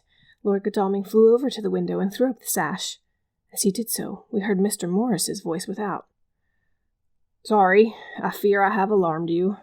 I shall come in and tell you all about it." A minute later he came in and said, "It was an idiotic thing for me to do, and I ask your pardon, Mrs. Harker, most sincerely. I fear I must have frightened you terribly. But the fact is that whilst the professor was talking, there came a big bat and sat on the windowsill. I've got such a horror of the damned brutes from the recent events that I cannot stand them, and I went out to have a shot, as I have been doing of late evenings whenever I have seen one. You used to laugh at me for it then, Art." "Did you hit it?" asked Dr. Van Helsing. "I don't know. I fancy not, for it flew away into the wood." Without saying any more, he took his seat, and the professor began to resume his statement. "We must trace each of these boxes, and when we are ready, we must either capture or kill this monster in his lair, or we must, so to speak, sterilize the earth so that no more he can seek safety in it. Thus, in the end, we may find him in his form of man between the hours of noon and sunset, and so engage with him when he is at his most weak. And now for you, Madam Mina. This night is the end, until all be well. You are too precious to us to have such a risk. When we part tonight, you are no more must question. We shall tell you all in good time. We are men, and are able to bear, but you be our star and our hope, and we shall act all the more free that you are not in the danger such as we are." All the men, even Jonathan, seemed relieved, but it did not seem to me good that they should brave danger and perhaps lessen their safety, strength being the best safety, through the care of me. But their minds were made up, and though it was a bitter pill for me to swallow, I could say nothing except to accept their chivalrous care of me. Mr. Morris resumed the discussion. "As there is no time to lose, I vote we have a look at his house right now. Time is everything with him, and swift action on our part may save another victim." I own that my heart began to fail me when the time for action came so close, but I did not say anything, for I had a greater fear that if I appeared as a drag or a hindrance to their work, they might even leave me out of their counsels altogether. They have now gone off to Carfax with means to get into the house. Man-like, they had told me to go to bed and sleep, as if a woman can sleep when those she loves are in danger. I shall lie down and pretend to sleep, lest Jonathan have added anxiety about me when he returns. Dr. Seward's Diary, 1st October, 4 a.m. Just as we were about to leave the house, an urgent message was brought to me from Renfield to know if I would see him at once, as he had something of the utmost importance to say to me. I told the messenger to say that I would attend to his wishes in the morning. I was busy just at the moment. The attendant added, "He seems very inopportunate, sir. I have never seen him so eager. I don't know but what, but if you don't see him soon, he will have one of his violent fits." I knew the man would not have said this without cause, so I said, "All right, I'll go now." And I asked the others to wait a few minutes for me, as I had to go and see my patient. "Take me with you, friend John," said the professor. "His case in your diary interests me much, and it had bearing too now and again on our case. I should much like to see him, and especial when his mind is disturbed." "May I come also?" asked Lord Godalming. "Me too?" said Quincey Morris. "May I come?" said Harker. I nodded, and we all went down the passage together. We found him in a state of considerable excitement, but far more rational in his speech and manner than I had ever seen him. There was an unusual understanding of himself, which was unlike anything I had ever met with in a lunatic, and he took it for granted that his reasons would prevail with others entirely sane. We all four went into the room, but none of the others at first said anything. His request was that I would at once release him from the asylum and send him home. This he backed up with arguments regarding his complete recovery and adduced his own existing sanity. "I appeal to your friends," he said. "They will perhaps not mind sitting in judgment on my case. By the way, you have not introduced me." I was so much astonished that the oddness of introducing a madman in an asylum did not strike me at the moment, and, besides, there was a certain dignity in the man's manner, so much of the habit of equality, that I at once made the introduction. "Lord Godalming, Professor Van Helsing, Mr. Quincey Morris of Texas, Mr. Renfield." He shook hands with each of them, saying in turn, "Lord Godalming, I had the honor of seconding your father in the Wyndham. I grieve to know, by your holding the title, that he is no more. He was a man loved and honored by all who knew him, and in his youth was, I have heard, the inventor of a burnt rum punch much patronized on Derby night. Mr. Morris, you should be proud of your great state. Its reception into the Union was a precedent which may have far-reaching effects hereafter, when the pole and the tropics may hold alliance to the stars and stripes. The power of treaty may yet prove a vast engine of enlargement when the Monroe Doctrine takes its true place as a political fable. What shall any man say of his pleasure at meeting Van Helsing? Sir, I make no apology for dropping all forms of conventional prefix. When an individual has revolutionized therapeutics by discovery of the continuous evolution of brain matter, conventional forms are unfitting, since they would seem to limit him to one of a class. You, gentlemen, who by nationality, by heredity, or by the possession of natural gifts are fitted to hold your receptive places in the moving world, I take to witness that I am as sane as at least the majority of men who are in full possession of their liberties. And I am sure that you, Dr. Seward, humanitarian and medico-jurist, as well as scientist, will deem it a moral duty to deal with me as one to be considered as under exceptional circumstances. He made this last appeal with a courtly air of conviction, which was not without its own charm. I think we were all staggered. For my own part, I was under the conviction, despite my knowledge of the man's character and history, that his reason had been restored, and I felt under a strong impulse to tell him that I was satisfied as to his sanity, and would see about the necessary formalities for his release in the morning. I thought it better to wait, however, before making so grave a statement, for of old I knew the sudden changes to which this particular patient was liable. So I contented myself with making a general statement that he appeared to be improving very rapidly, that I would have a longer chat with him in the morning, and would then see what I could do in the direction of meeting his wishes. This did not at all satisfy him, for he said quickly, "But I fear, Dr. Seward, that you hardly apprehend my wish. I desire to go at once, here, now, this very hour, this very moment, if I may. Time presses, and in our implied agreement with the old Scytheman, it is of the essence of the contract. I am sure it is only necessary to put before so admirable a practitioner as Dr. Seward so simple, yet so momentous a wish to ensure its fulfillment." He looked at me keenly, and seeing the negative in my face, turned to the others and scrutinized them closely. Not meeting any sufficient response, he went on, "Is it possible that I have erred in my supposition?" "You have," I said frankly, but at the same time, as I felt, brutally. There was a considerable pause, and then he said slowly, "Then I suppose I must only shift my ground of request. Let me ask for this concession, boon, privilege, what you will. I am content to implore in such a case, not on personal grounds but for the sake of others. I am not at liberty to give you the whole of my reasons, but you may, I assure you, take it from me that they are good ones, sound and unselfish, and spring from the highest sense of duty. Could you look, sir, into my heart, Would you approve to the full sentiments which animate me? Nay, more, you would count me amongst the best and truest of your friends." Again he looked at us keenly. I had a growing conviction that this sudden change of his entire intellectual method was but yet another form or phase of his madness, and so determined to let him go on a little longer, knowing from experience that he would, like all lunatics, give himself away in the end. Van Helsing was gazing at him with a look of utmost intensity, his bushy eyebrows almost meeting with the fixed concentration of his look. He said to Renfield in a tone which did not surprise me at the time, but only when I thought of it afterwards, for it was as of one addressing an equal, "Can you not tell frankly your reason for wishing to be free tonight? I will undertake that if you will satisfy even me, a stranger without prejudice, and with the habits of keeping an open mind, Dr. Seward will give you, at his own risk, and on his own responsibility, the privilege you seek." He shook his head sadly, and with a look of poignant regret on his face, the professor went on. "Come, sir, bethink yourself. You claim the privilege of reason in the highest degree, since you seek to impress us with your complete reasonableness. You do this, whose sanity we have reason to doubt, since you are not yet released from medical treatment for this very defect. If you will not help us in your effort to choose the wisest course, how can we perform the duty which you yourself put upon us? Be wise, and help us, and if we can, we shall aid you to achieve your wish."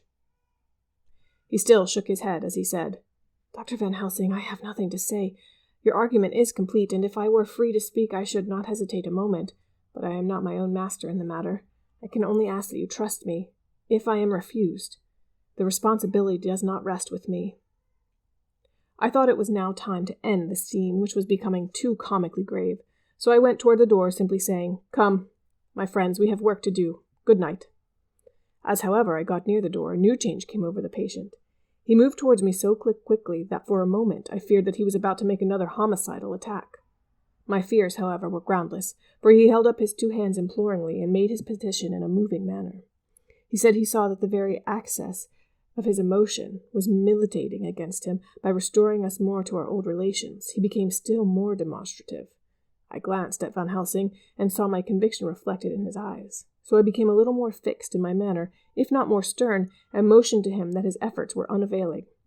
I had previously seen something of the same constantly growing excitement in him when he had to make some request of which at the time he had thought much, such, for instance, as when he wanted a cat. And I was prepared to see him collapse into the same sullen acquiescence on this occasion. My expectation was not realized, for, when he found that his appeal would not be successful, he got into quite a frantic condition. He threw himself on his knees and held up his hands, wringing them in plaintive supplication, and poured forth a torrent of entreaty, with the tears rolling down his cheeks, his whole face and form expressive of the deepest emotion. "Let me entreat you, Dr. Seward, oh! Let me implore you. Let me out of this house at once. Send me away how you will and where you will. Send keepers with me, with whips and chains. Let them take me in a strait waistcoat, manacled and leg-ironed, even to a gall. But let me out of this. You don't know what you do by keeping me here. I am speaking from the depths of my heart, of my very soul. You don't know whom you wrong or how, and I may not tell. Oh, woe is me. I may not tell. By all you hold sacred, by all you hold dear, by your love that is lost, by your hope that lives, for the sake of the Almighty, take me out of this and save my soul from guilt. Can't you hear me, man? Can't you understand? Will you never learn? Don't you know that I am sane and earnest now, that I am no lunatic in a mad fit, but a sane man fighting for his soul? Oh, hear me, and let me go, let me go, let me go! I thought that the longer this went on, the wilder he would get, and so would bring on a fit. So I took him by the hand and raised him up. "Come," I said sternly, "no more of this. We have had quite enough already. Get to your bed and try to behave more discreetly." He suddenly stopped and looked at me intently for several moments. Then, without a word, he rose and, moving over, sat down on the side of the bed. The collapse had come on, as on a former occasion, just as I had expected. When I was leaving the room, the last of our party, he said to me in a quiet, well-bred voice, "You will, I trust, Dr. Seward, do me the justice to bear in mind later on that but I did what I could to convince you tonight. Chapter 19. Jonathan Harker's Journal. 1st of October, 5 a.m. I went with the party to the search with an easy mind, for I think I never saw Mina so absolutely strong and well. I am so glad that she consented to hold back and let us men do the work. Somehow, it was a dread to me that she was in this fearful business at all, but now that her work is done, and that it is due to her energy and her brains and foresight that the whole story is put together in such a way that every point tells, she may well feel that her part is finished, and that she can henceforth leave the rest to us. We were, I think, all a little upset by the scene with Mr. Renfield. When we came away from his room, we were silent till we got back to the study. Then Mr. Morris said to Dr. Seward, "Say, Jack, if that man wasn't attempting a bluff, he is about the sanest lunatic I ever saw. I'm not sure, but I believe that he had some serious purpose, and if he had, it was pretty rough on him not to get a chance." Lord Godalming and I were silent, but Dr. Van Helsing added, "Friend John, you know more of lunatics than I do. I am glad of it, for I fear that if it had been to me to decide, I would, before that last hysterical outburst, have given him free. But we live and learn, and in our present task we must take no chance, as my friend Quincy would say. All is as best as they are." Dr. Seward seemed to answer them both in a dreamy kind of way. "I don't know but that I agree with you. If that man had been an ordinary lunatic, I would have taken my chance of trusting him, but he seems so mixed up with the Count in an indexy kind of way that I am afraid of doing anything wrong by helping his fads. I can't forget how he prayed with almost equal fervor for a cat, and then tried to tear my throat out with his teeth. Besides, he called the Count Lord and Master, and he may want to get out to help him in some diabolic way.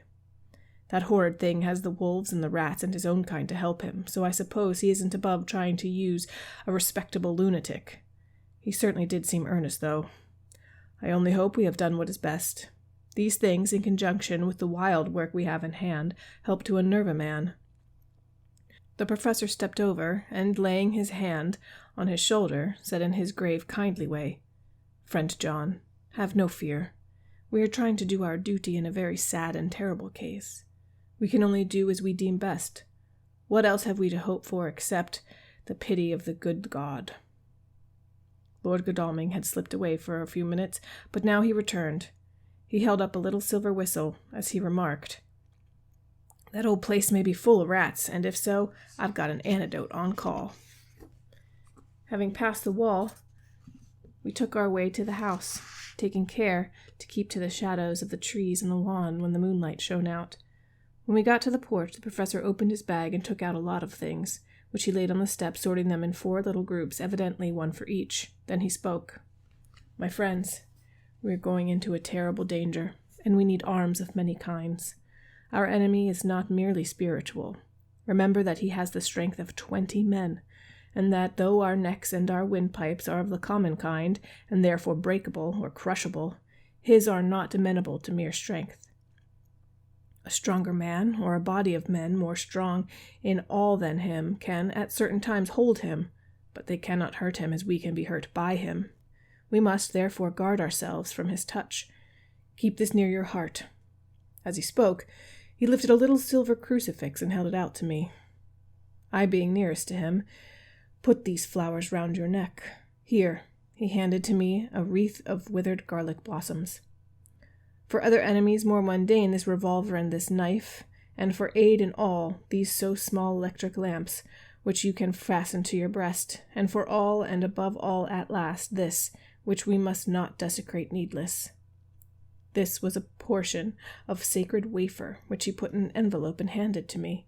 Each of the others was similarly equipped.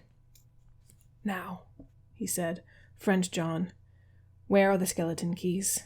If so that we can open the door, we need not break house by the window, as before at Miss Lucy's."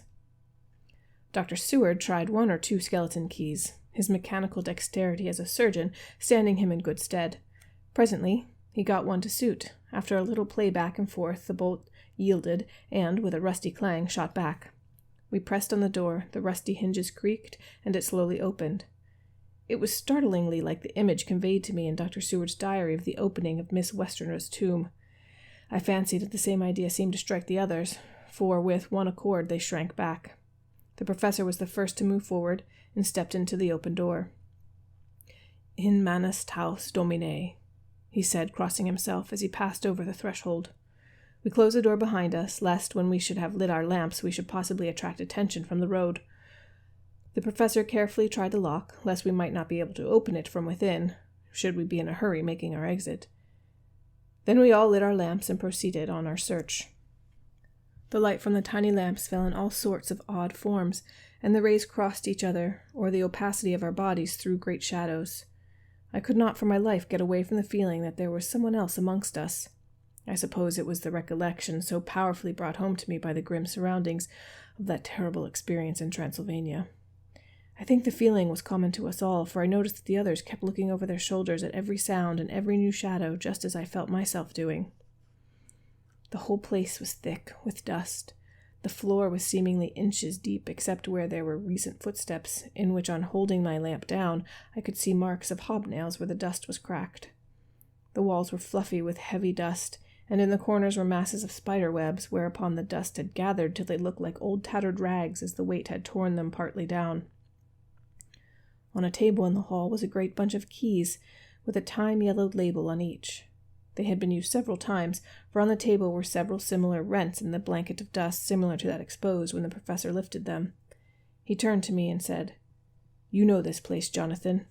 You have copied maps of it, and you know at least more than we do. Which is the way to the chapel?" I had an idea of its direction, though on my former visit I had not been able to get admission to it. So I led the way, and after a few wrong turnings found myself opposite a low, arched oaken door ribbed with iron bands. "This is the spot," said the professor, as he turned his lamp on a small map of the house copied from the file of my original correspondence regarding the purchase. With a little trouble we found the key in the bunch and opened the door. We were prepared for some unpleasantness, for as we were opening the door a faint, malodorous air seemed to exhale through the gaps, but none of us ever expected such an odor as we encountered. None of the others had met the Count at all at close quarters, and when I had seen him, he was either in the fasting stage of his existence in his rooms, or, when he was gloated with fresh blood, in a ruined building open to the air. But here the place was small and close, and the long disuse had made the air stagnant and foul. There was an earthy smell, as of some dry miasma which came through the fouler air. But as to the odor itself, how shall I describe it? It was not alone that it was comprised of all the ills of morality, and with the pungent, acrid smell of blood, but it seemed as though corruption had become itself corrupt. Faugh! It sickens me to think of it. Every breath exhaled by that monster seemed to have clung to that place and intensified its loathsomeness. Under ordinary circumstances, such a stench would have brought our enterprise to an end, but this was no ordinary case, and the high and terrible purpose in which we were involved gave us a strength which rose above merely physical considerations. After the involuntary shrinking, consequent on the first nauseous whiff, we one and all set about our work, as though that loathsome place were a garden of roses. We made an accurate examination of the place, the professor saying as we began, "The first thing is to see how many of the boxes are left. We must then examine every hole and corner and cranny and see if we cannot get some clue as to what has become of the rest." A glance was sufficient to show how many remained, for the great earth chests were bulky, and there was no mistaking them. There were only 29 left out of the 50. Once I got a fright, for seeing Lord Godalming suddenly turn and look out of the vaulted door into the dark passage beyond, I looked too, and for an instant my heart stood still. Somewhere, looking out from the shadow, I seemed to see the highlights of the Count's evil face, the ridge of the nose, the red eyes, the red lips, the awful pallor. It was only for a moment, for, as Lord Godalming said, "I thought I saw a face, but it was only the shadows," and resumed his inquiry, I turned my lamp in the direction and stepped into the passage. There was no sign of anyone, and, as there were no corners, no doors, no aperture of any kind, but only the solid walls of the passage, there could be no hiding place even for him. I took it that fear had helped imagination, and said nothing. A few minutes later I saw Morris step suddenly back from a corner which he was examining. We all followed his movements with our eyes, for undoubtedly some nervousness was growing on us, and we saw a whole mass of phosphorescence which twinkled like stars. We all instinctively drew back. The whole place was becoming alive with rats. For a moment or two we stood appalled, all save Lord Godalming, who was seemingly prepared for such an emergency. Rushing over to the great iron-bound oaken door, which Dr. Seward had described from the outside, and which I had seen myself, he turned the key in the lock and drew the huge bolts and swung the door open. Then, taking his little silver whistle from his pocket, he blew a low, shrill call. It was answered from behind Dr. Seward's house by the yelping of dogs, and after about a minute 3 terriers came dashing round the corner of the house. Unconsciously, we had all moved towards the door, and as we moved, I noticed that the dust had been much disturbed. The boxes which had been taken out had been brought this way, but even in the minute that had elapsed, the number of rats had vastly increased. They seemed to swarm all over the place at once, till the lamplight, shining on their moving dark bodies and glittering, baleful eyes, made the place look like a bank of earth was set with fireflies. The dogs dashed on, but at the threshold suddenly stopped and snarled, and then, simultaneously lifting their noses, began to howl in a most lugubrious fashion. The rats were multiplying in the thousands, and we moved out. Lord Godalming lifted one of the dogs, and carrying him in, placed him on the floor. The instant his feet touched the ground, he seemed to recover his courage and rushed at his natural enemies. They fled before him so fast that before he had shaken the life out of a score, the other dogs, who had by now been lifted in the same manner, had but small prey ere the whole mass had vanished. With their going, it seemed as if some evil presence had departed, for the dogs frisked about and barked merrily as they made sudden darts at their prostrate foes, and turned them over and tossed them in the air with their vicious shakes. We all seemed to find our spirits rise. Whether it was the purifying of the deadly atmosphere by the opening of the chapel door, or the relief which we experienced by finding ourselves in the open, I know not, but most certainly the shadow of dread seemed to slip from us like a robe, and the occasion of our coming lost something of its grim significance, though we did not slacken a whit in our resolution. We closed the outer door and barred and locked it, and bringing the dogs with us, began our search of the house. We found nothing throughout except dust in extraordinary proportions, and all untouched save for my own footsteps when I had made my first visit. Never once did the dogs exhibit any symptom of uneasiness, and even when we returned to the chapel they frisked about as though they had been rabbit hunting in a summer wood.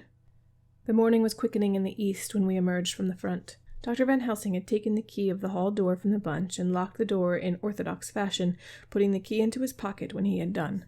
"So far," he said, "our night has been eminently successful. No harm has come to us such as I feared might be, and yet we have ascertained how many boxes are missing. More than all do I rejoice that this, our first and perhaps our most difficult and dangerous step has been accomplished without the bringing thereinto our most sweet Madam Mina, or troubling her waking or sleeping thoughts with sights and sounds and smells of horror which she might never forget. One lesson, too, we have learned, if it all be allowable to argue a particular eye, that the brute beasts which are to the Count's command are yet themselves not amenable to his spiritual power. For look, these rats that would come to his call, just as from his castle top he summoned the wolves to your going, and to that poor mother's cry, though they come to him, they run pell-mell from the so little dogs of my friend Arthur. We have other matters before us, other dangers, other fears, and that monster. He has not used his power over the brute world for the only or the last time tonight. So it be that he has gone elsewhere. Good. It has given us opportunity to cry check in some ways in this chess game which we play for the stake of human souls. And now let us go home. The dawn is close at hand, and we have reason to be content with our first night's work. It may be ordained that we have many nights and days to follow, if full of peril, but we must go on, and from no danger shall we shrink." The house was silent when we got back, save for some poor creature who was screaming away in one of the distant wards, and a low moaning sound from Renfield's room. The poor wretch was doubtless torturing himself, after the manner of the insane, with needless thoughts of pain. I came tiptoe into our own room and found Mina asleep, breathing so softly that I had to put my ear down to hear it. She looks paler than usual. I hope the meeting tonight has not upset her. I am truly thankful that she is to be left out of our future work, and even of our deliberations. It is too great a strain for a woman to bear. I did not think so at first, but now I know better. Therefore I am glad that it is settled. There may be things which would frighten her to hear, and yet to conceal them from her might be worse than to tell her if once she suspected that there were any concealment. Henceforth our work is to be a sealed book to her. till at least such a time as we can tell her that it is all finished, and the earth free from a monster of the netherworld. I dare say it will be difficult to begin to keep silence after such confidence as ours, but I must be resolute, and tomorrow I shall keep dark over tonight's doings, and shall refuse to speak of anything that has happened. I rest on the sofa so as not to disturb her. 1st of October, later. I suppose it was natural that we should have all overslept ourselves, for the day was a busy one, and the night had no rest at all. Even Mina must have felt its exhaustion, for I slept till the sun was high. I was awake before her, and had to call 2 or 3 times before she awoke.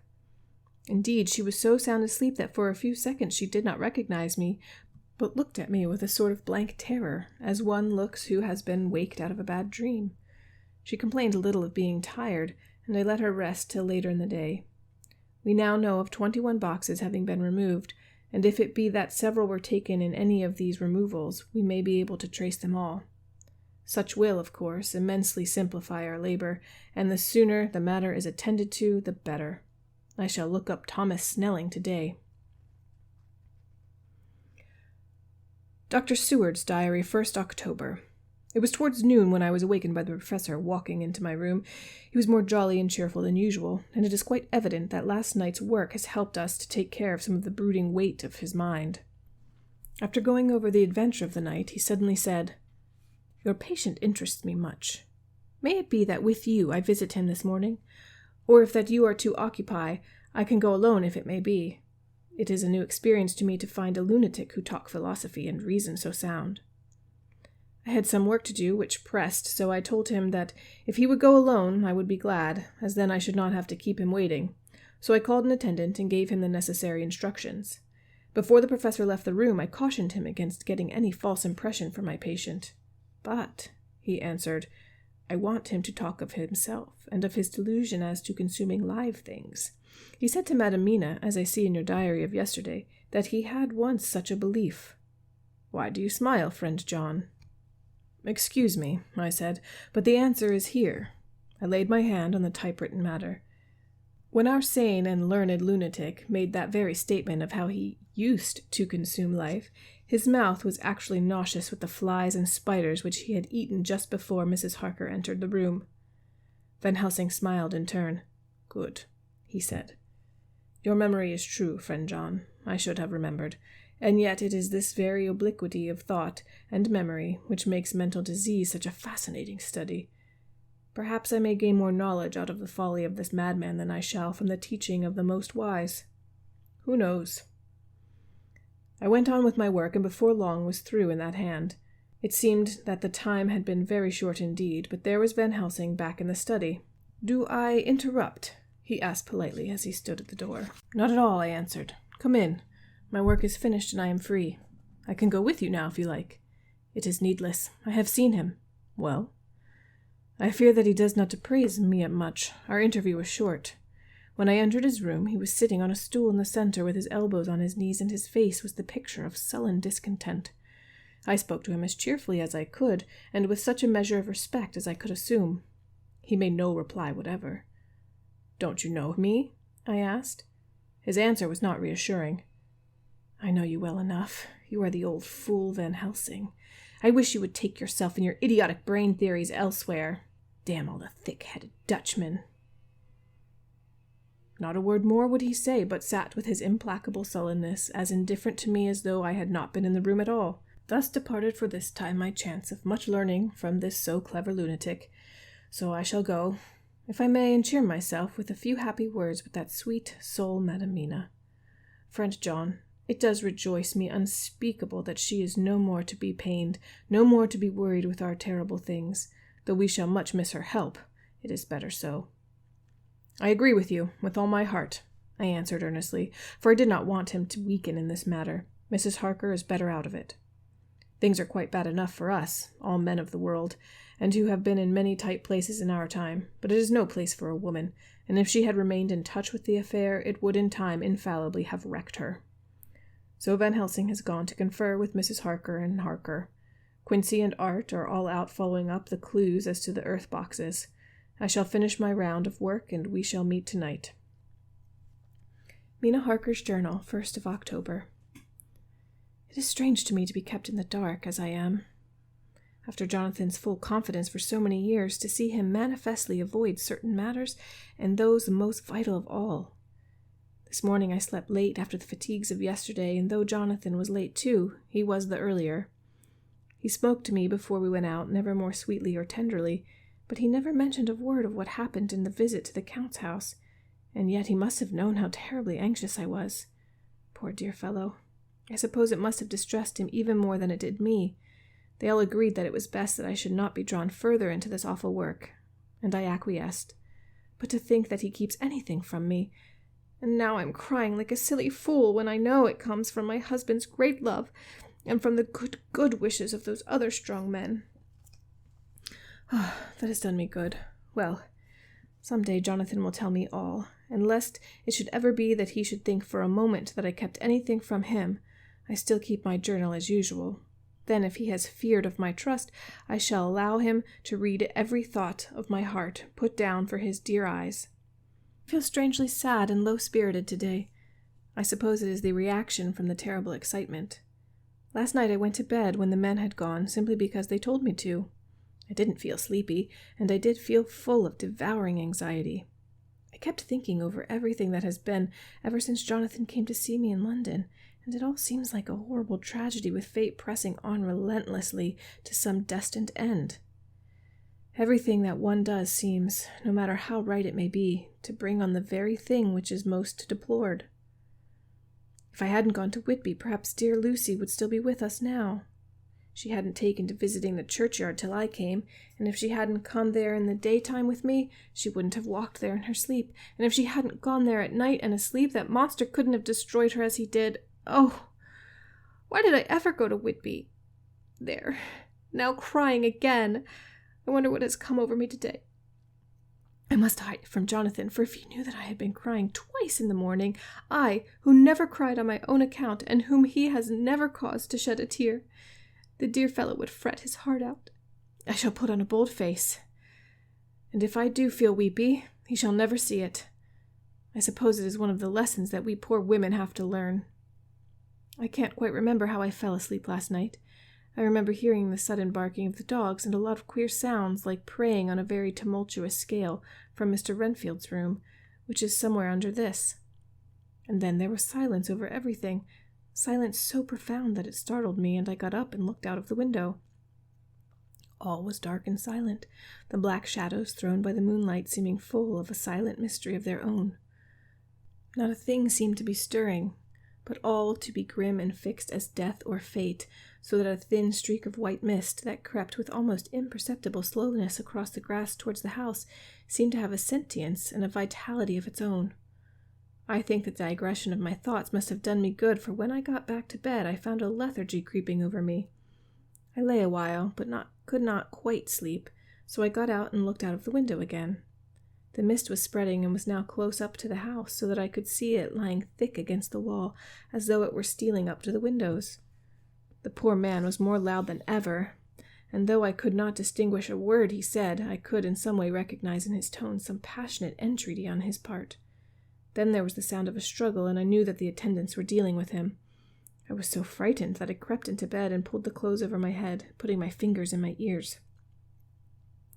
I was not then a bit sleepy, at least so I thought, but I must have fallen asleep, for except dreams, I do not remember anything until the morning when Jonathan woke me. I think that it took me an effort and a little time to realize where I was, and that it was Jonathan who was bending over me. My dream was very peculiar and was almost typical of the way that waking thoughts become merged in, or continued in, dreams. I thought that I was asleep and waiting for Jonathan to come back. I was very anxious about him and was powerless to act. My feet and my hands and my brain were weighted so that nothing could proceed at the usual pace, and so I slept uneasily and thought. Then it began to dawn upon me that the air was heavy and dank and cold, and I put back the clothes from my face and found, to my surprise, that all was dim around. The gaslight, which I had left lit for Jonathan, be turned down, came only like a tiny red spark through the fog, which had evidently grown thicker and poured into the room. Then it occurred to me that I had shut the window before I had come to bed. I would have got out to make certain on the point, but some leaden lethargy seemed to chain my limbs and even my will. I lay still and endured. That was all. I closed my eyes, but could still see through my eyelids. It is wonderful what tricks our dreams play us, and how conveniently we can imagine. The mist grew thicker and thicker, and I could see now how it came in, for I could see it like smoke, or with the white energy of boiling water, pouring in not through the window, but through the joinings of the door. It got thicker and thicker, till it seemed as if it became concentrated into a sort of pillar of cloud in the room, through the top of which I could see the light of the gas shining like a red eye. Things began to whirl through my brain just as the cloudy column was now whirling in the room, and through it all came the scriptural words, "A pillar of cloud by day, and of fire by night." Was it indeed some such spiritual guidance that was coming to me in my sleep? But the pillar was composed of both the day and the night guiding, for the fire was in the red eye, at which the thought got a new fascination for me, till, as I looked, the fire divided, and seemed to shine on me through the fog like two red eyes, such as Lucy told me of her momentary mental wandering, when on the cliff the sunlight struck the windows of St. Mary's Church.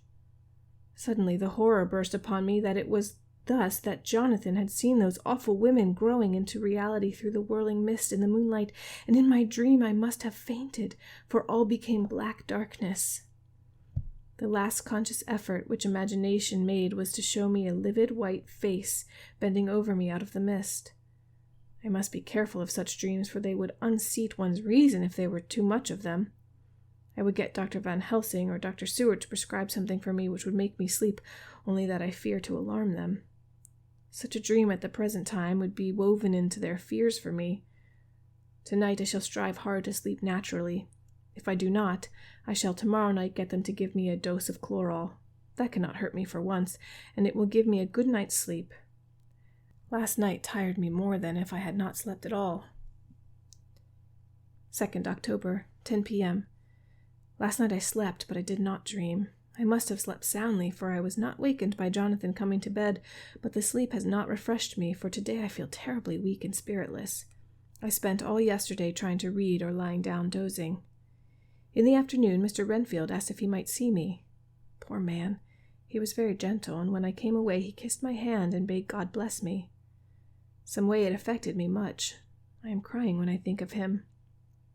This is a new weakness of which I must be careful. Jonathan would be miserable if he knew I had been crying.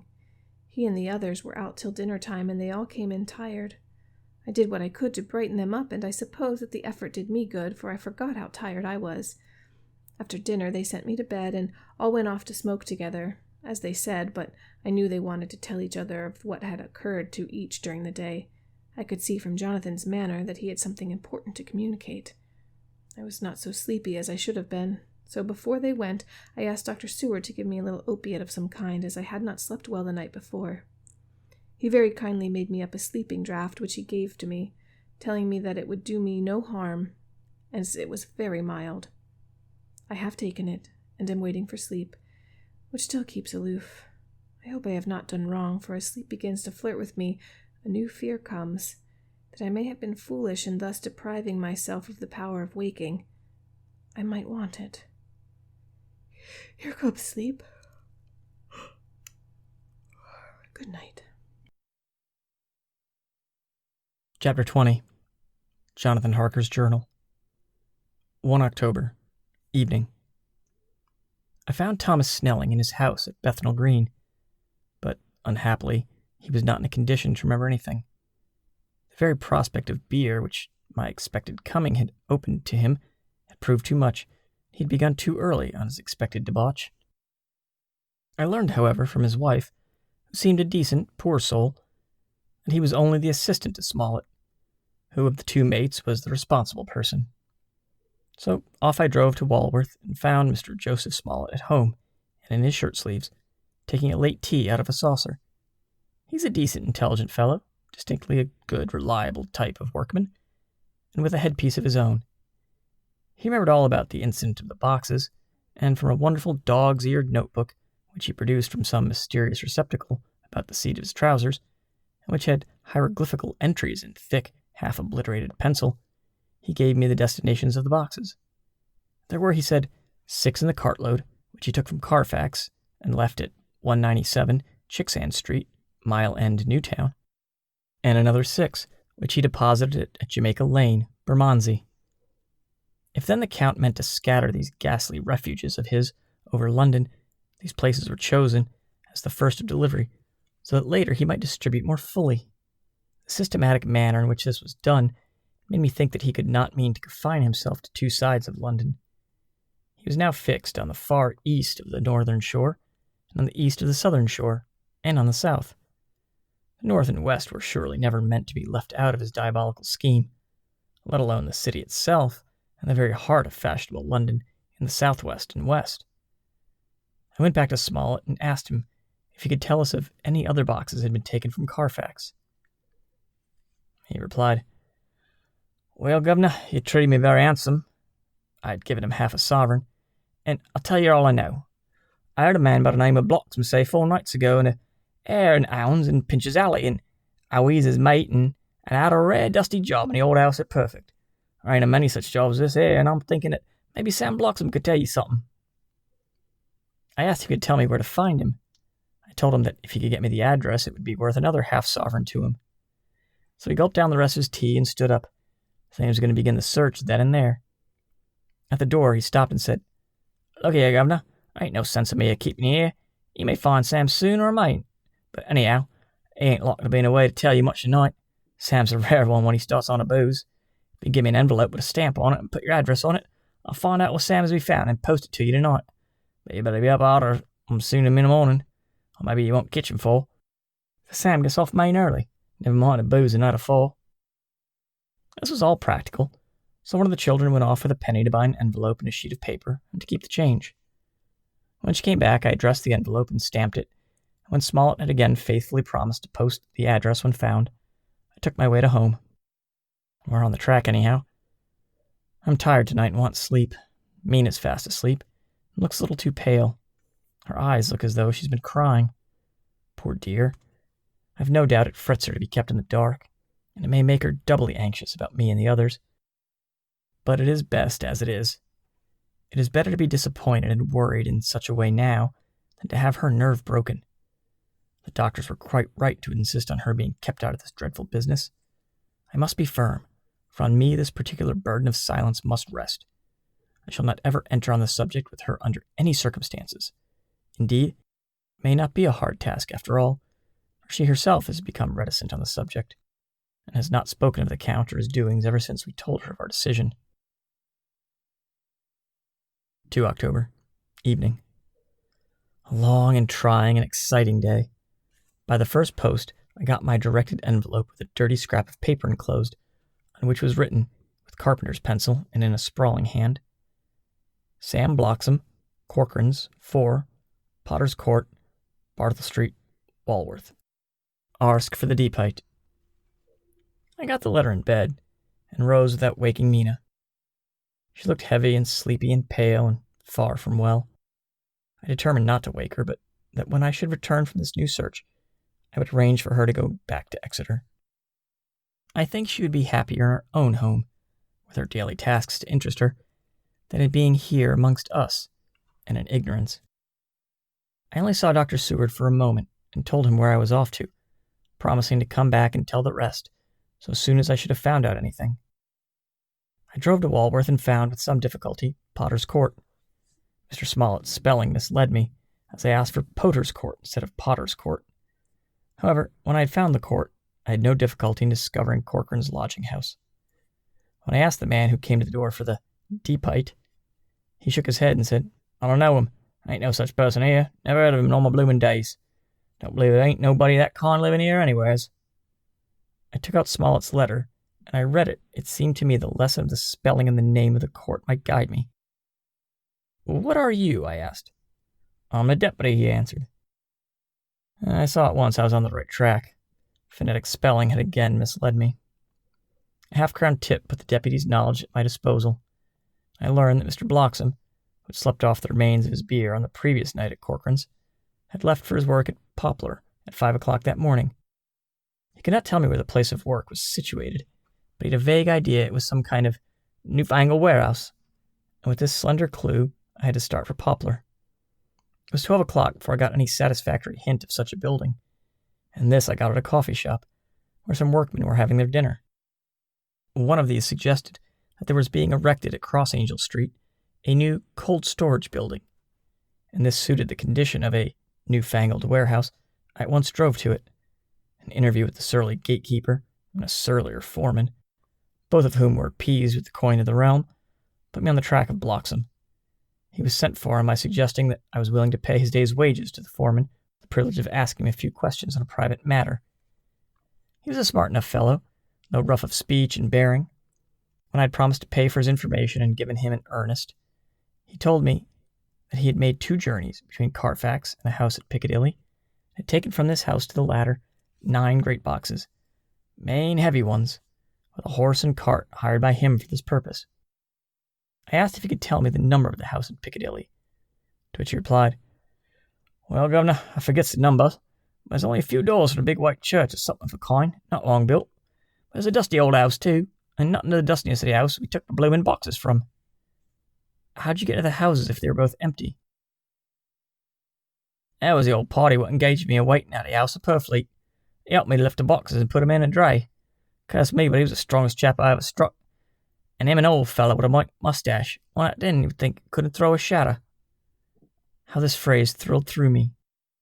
"Why, I took up his end of the boxes like they was pounds of tea, and me puffing and blowing afore I could upend mine anyhow. And I'm no chicken neither." "How'd you get to the house at Piccadilly?" I asked. "He was there too.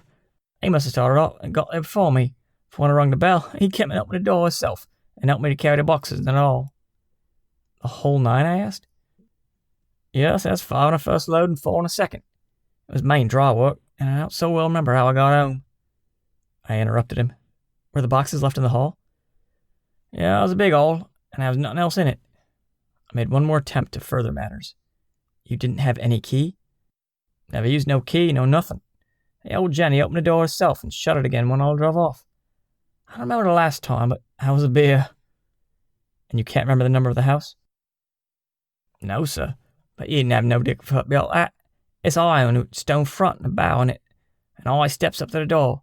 I know them steps, having had to carry the boxes up with 3 loafers what come round to earn a copper. The old gent gives 'em shillings, and they seeing they got so much they wanted more. But he took one of them by the shoulder and was like to throw him down the steps till the lot of them went away cussing." I thought that with this description I could find the house, so having paid my friend for his information, I started off for Piccadilly. I'd gained a new painful experience.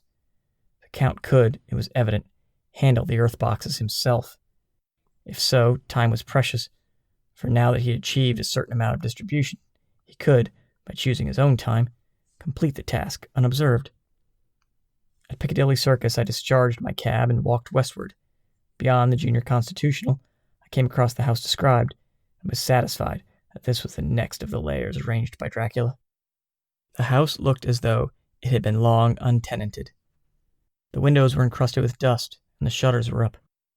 All the framework was black with time, and from the iron, the paint had mostly scaled away. It was evident that up to lately there had been a large notice board in front of the balcony. It had, however, been roughly torn away, the uprights which had supported it still remaining. Behind the rails of the balcony, I saw there were some loose boards, whose raw edges looked white. I would have given a good deal to have been able to see the notice board intact, as it would, perhaps, have given some clue to the ownership of the house. I remembered my experience of the investigation and purchase of Carfax. I could not but feel that if I could find the former owner, there might be some means discovered of gaining access to the house. There was at present nothing to be learned from the Piccadilly side, and nothing could be done, so I went round to the back to see if anything could be gathered from this quarter. The mews were active, the Piccadilly houses being mostly in occupation. I asked 1 or 2 of the grooms and helpers who I saw around if they could tell me anything about the empty house. One of them said he heard it had lately been taken, but he couldn't say from whom. He told me, however, that up to very lately there had been a notice board of "for sale" up, and that perhaps Mitchell, Sons and Candy, the house agents, could tell me something, as he thought he remembered seeing the name of that firm on the board.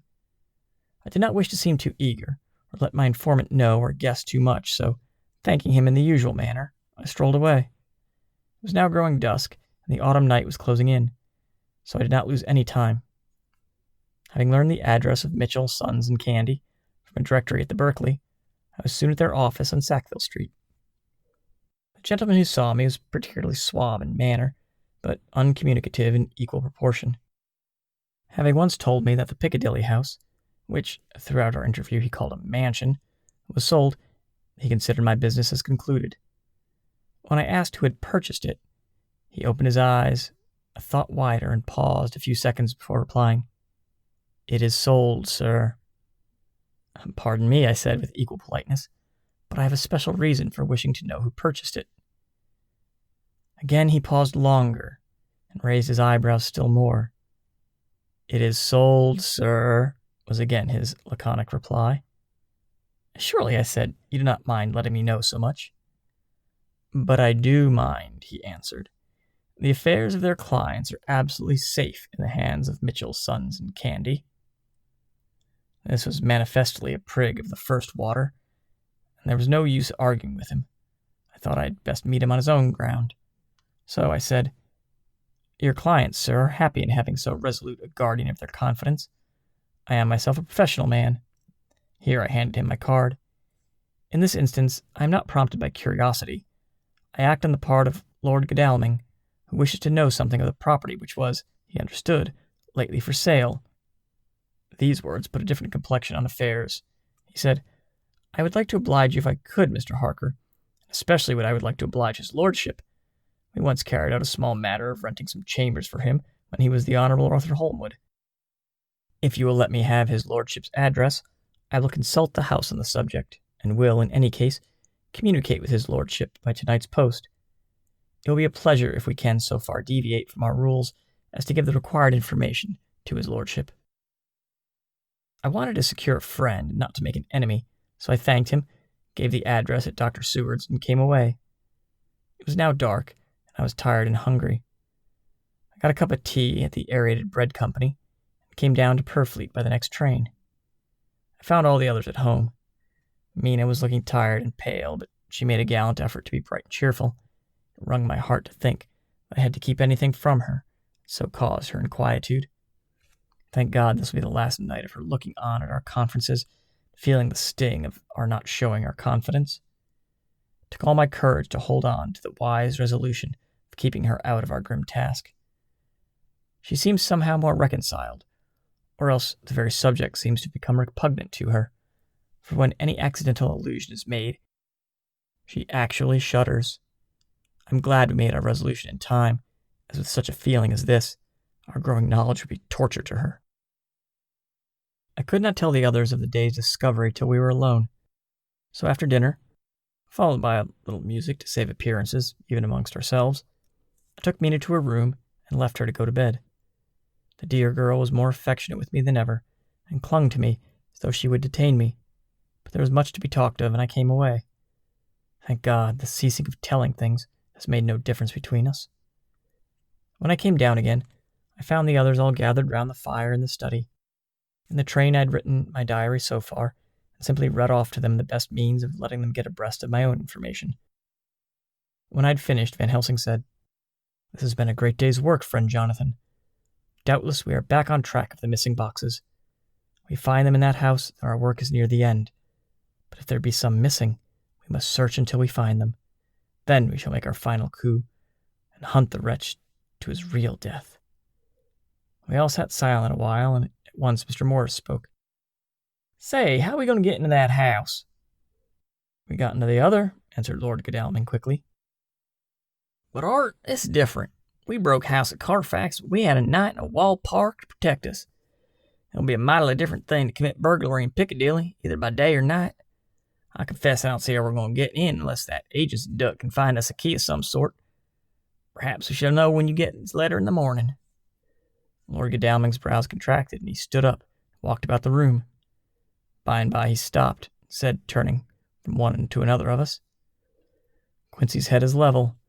This burglary business is getting serious. We got off once all right, but we now have a rare job on hand, unless we can found the Count's key basket." As nothing could well be done before morning, and as it would be at least advisable to wait till Lord Godalming should hear from Mitchell's, we decided not to take any active steps before breakfast time. For a good while we sat and smoked, discussing the matter in its various lights and bearings. I took the opportunity of bringing this diary right up to the moment. I'm very sleepy. Shall go to bed. Just a line. Mina sleeps soundly, and her breathing's regular. Her forehead's puckered up into little wrinkles, so she thinks even in her sleep. She's still too pale, but does not look so haggard as she did this morning. Tomorrow will, I hope, mend all this. She'll be herself at home in Exeter. Oh, but I am sleepy. Dr. Seward's Diary, 1 October. I am puzzled afresh about Renfield. His moods change so rapidly that I find it difficult to keep touch of them, as they always mean something more than his own well-being. They form a more than interesting study. This morning, when I went to see him after his repulse of Van Helsing, his manner was that of a man commanding destiny. He was, in fact, commanding destiny, subjectively. He did not really care for any of the things of mere earth. He was in the clouds, and looked down on all the weaknesses and wants of us poor mortals. I thought I would improve the occasion and learn something, so I asked him, "What about the flies these times?" He smiled on me in quite a superior sort of way, such a smile as would have become the face of Malvolio, and he answered me, "The fly, my dear sir, has one striking feature. Its wings are typical of the aerial powers of the psychic faculties. The ancients did well when they typified the soul as a butterfly." I thought I'd push his analogy to the utmost logically, so I said quickly, "Oh, is it the soul you're after now?" His madness foiled his reason, and a puzzled look spread over his face. Shaking his head with a decision which I had but seldom seen in him, he said, oh no, I want no souls. Life is all I want." Here he brightened up. "I am pretty indifferent about it at present. Life is all right. I have all I want. You must get a new patient, doctor, if you wish to study zoophagy." This puzzled me a little, so I drew him on. "Then you command life? You are a god, I suppose?" He smiled with an ineffably benign superiority. "Oh, no, far be it from me to arrogate to myself the attributes of the deity. I am not even concerned in his especially spiritual doings. If I may state my intellectual position, I am, so far as concerns things purely terrestrial, somewhat in the position which Enoch occupied spiritually." This was a poser to me. I could not at the moment recall Enoch's appositeness, so I had to ask a simple question, though I felt that by doing so I was lowering myself in the eyes of the lunatic. "And why with Enoch?" "Because he walked with God." I could not see the analogy, but did not like to admit it, so I harked back to what he had denied. "So you don't care about life, and you don't want souls. Well, why not?" I put my question quickly and somewhat sternly, on purpose to disconcert him. The effort succeeded.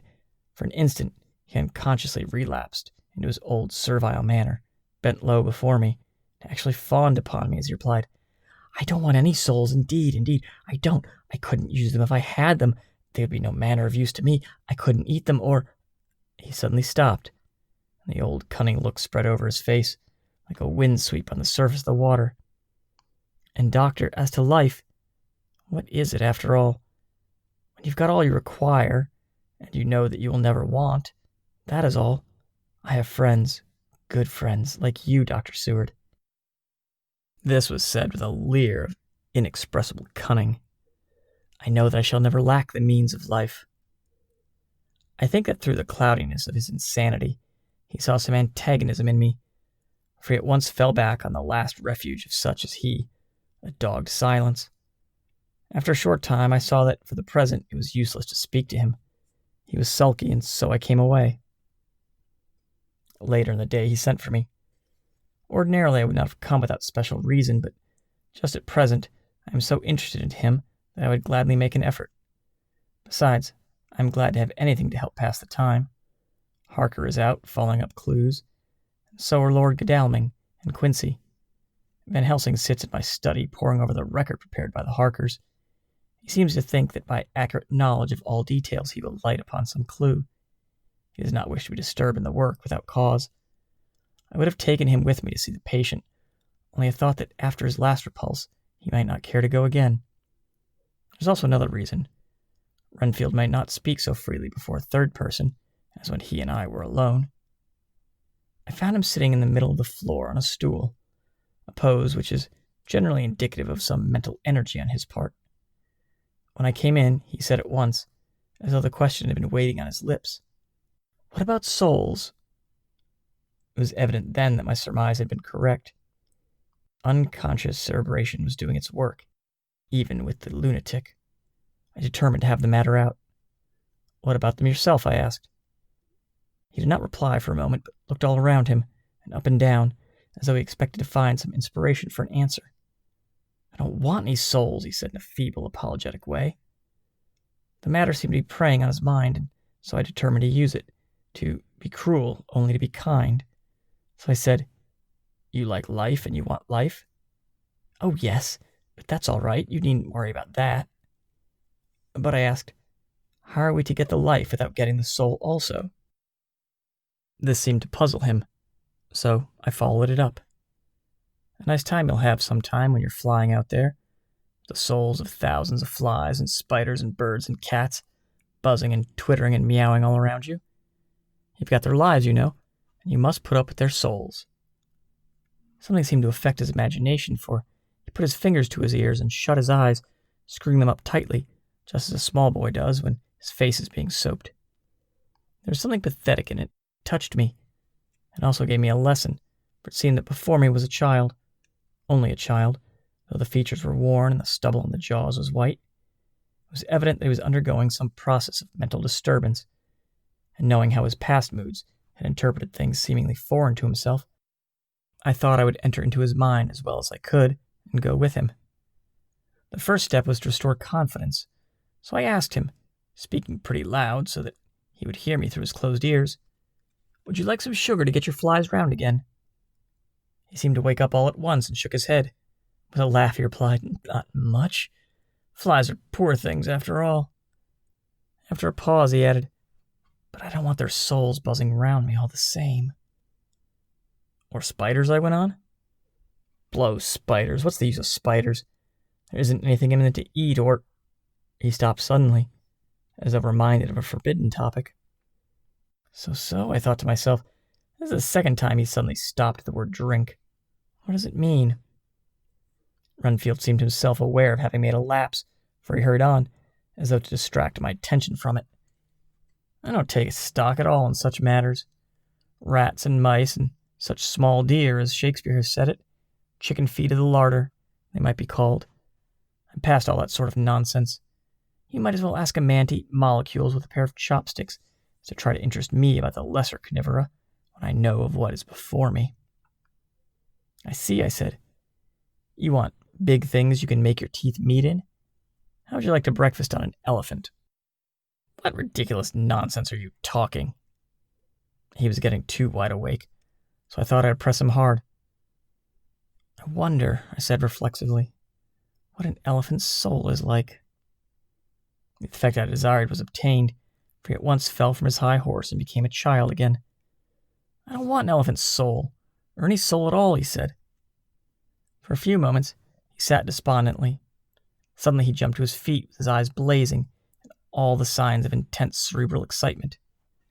"To hell with you and your souls," he shouted. "Why do you plague me about souls? Haven't I got enough to worry and pain and distract me already, without thinking of souls?" He looked so hostile I thought he was in for another homicidal fit, so I blew my whistle. The instant, however, I did so, he became calm and said apologetically, "Forgive me, doctor, I forgot myself. You do not need any help. I'm so worried in my mind that I'm apt to be irritable. If you only knew the problem I have to face and that I'm working out, you would pity and tolerate and pardon me.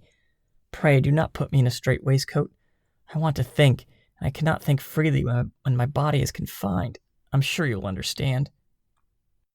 He had evidently self-control, so when the attendants came, I told them not to mind, and they withdrew. Renfield watched them go. When the door was closed, he said with considerable dignity and sweetness, "Dr. Seward, you have been very considerate towards me. Believe me that I am very, very grateful to you." I thought it well to leave him in this mood, and so I came away. There's certainly something to ponder over in this man's state. Several points seem to make what the American interviewer calls a story, if one could only get them in the proper order. Here they are. Will not mention drinking. Fears the thought of being burdened with the soul of anything. Has no dread of wanting life in the future. Despises the meaner forms of life altogether, though he dreads being haunted by their souls. Logically, all these things point one way. He has assurance of some kind that he will acquire some higher life. He dreads the consequence, the burden of a soul. Then it is a human life he looks to. And the assurance? Merciful God, the Count has been to him, and there's some new scheme of terror afoot. Later, I went after my round to Van Helsing and told him my suspicion. He grew very grave, and after thinking the matter over for a while, asked me to take him to Renfield. I did so. As we came to the door, we heard the lunatic within singing gaily, as he used to do in the time which now seems so long ago. When we entered, we saw with amazement that he had spread out his sugar as of old. The flies, lethargic with the autumn, were beginning to buzz into the room. We tried to make him talk of the subject of our previous conversation, but he would not attend. He went on with his singing, just as though we had not been present. And he had got a scrap of paper and was folding it into a notebook. We had to come away as ignorant as we went in. He is a curious case indeed. We must watch him tonight. Letter. Mitchell, Sons and Candy, to Lord Godalming, 1 October. My lord, we are at all times only too happy to meet your wishes. We beg, with regard to the desire of your lordship expressed by Mr. Harker on your behalf, to supply the following information concerning the sale and purchase of number 347 Piccadilly. The original vendors are the executors of the late Mr. Archibald Winter Suffield. The purchaser is a foreign nobleman, Count de Ville, who effected the purchase himself, paying the purchase money in notes over the counter, if your lordship will pardon us using so vulgar an expression. Beyond this, we know nothing whatever of him. We are, my lord, your lordship's humble servants, Mitchell, Sons, and Candy. Dr. Seward's Diary, 2 October.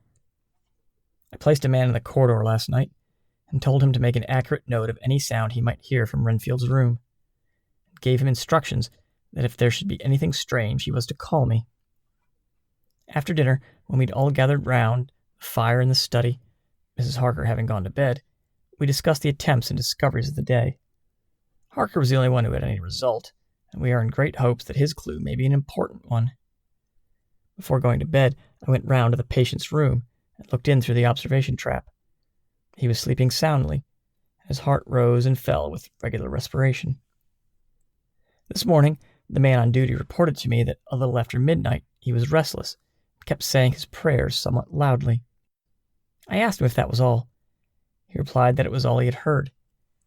There was something about his manner so suspicious that I asked him point blank if he had been asleep. He denied sleep, but admitted to having dozed for a while. It's too bad the men cannot be trusted unless they're watched.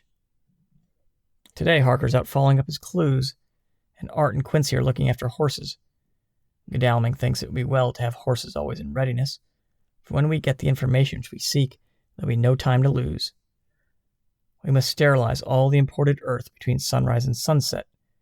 We shall thus catch the Count at his weakest, and without a refuge to fly to. Van Helsing's off to the British Museum, looking up some authorities on ancient medicine. The old physicians took account of things which their followers do not accept. The professor is searching for witch and demon cures, which may be useful to us later. I sometimes think we must all be mad, and that we shall wake to sanity in strait waistcoats. Later.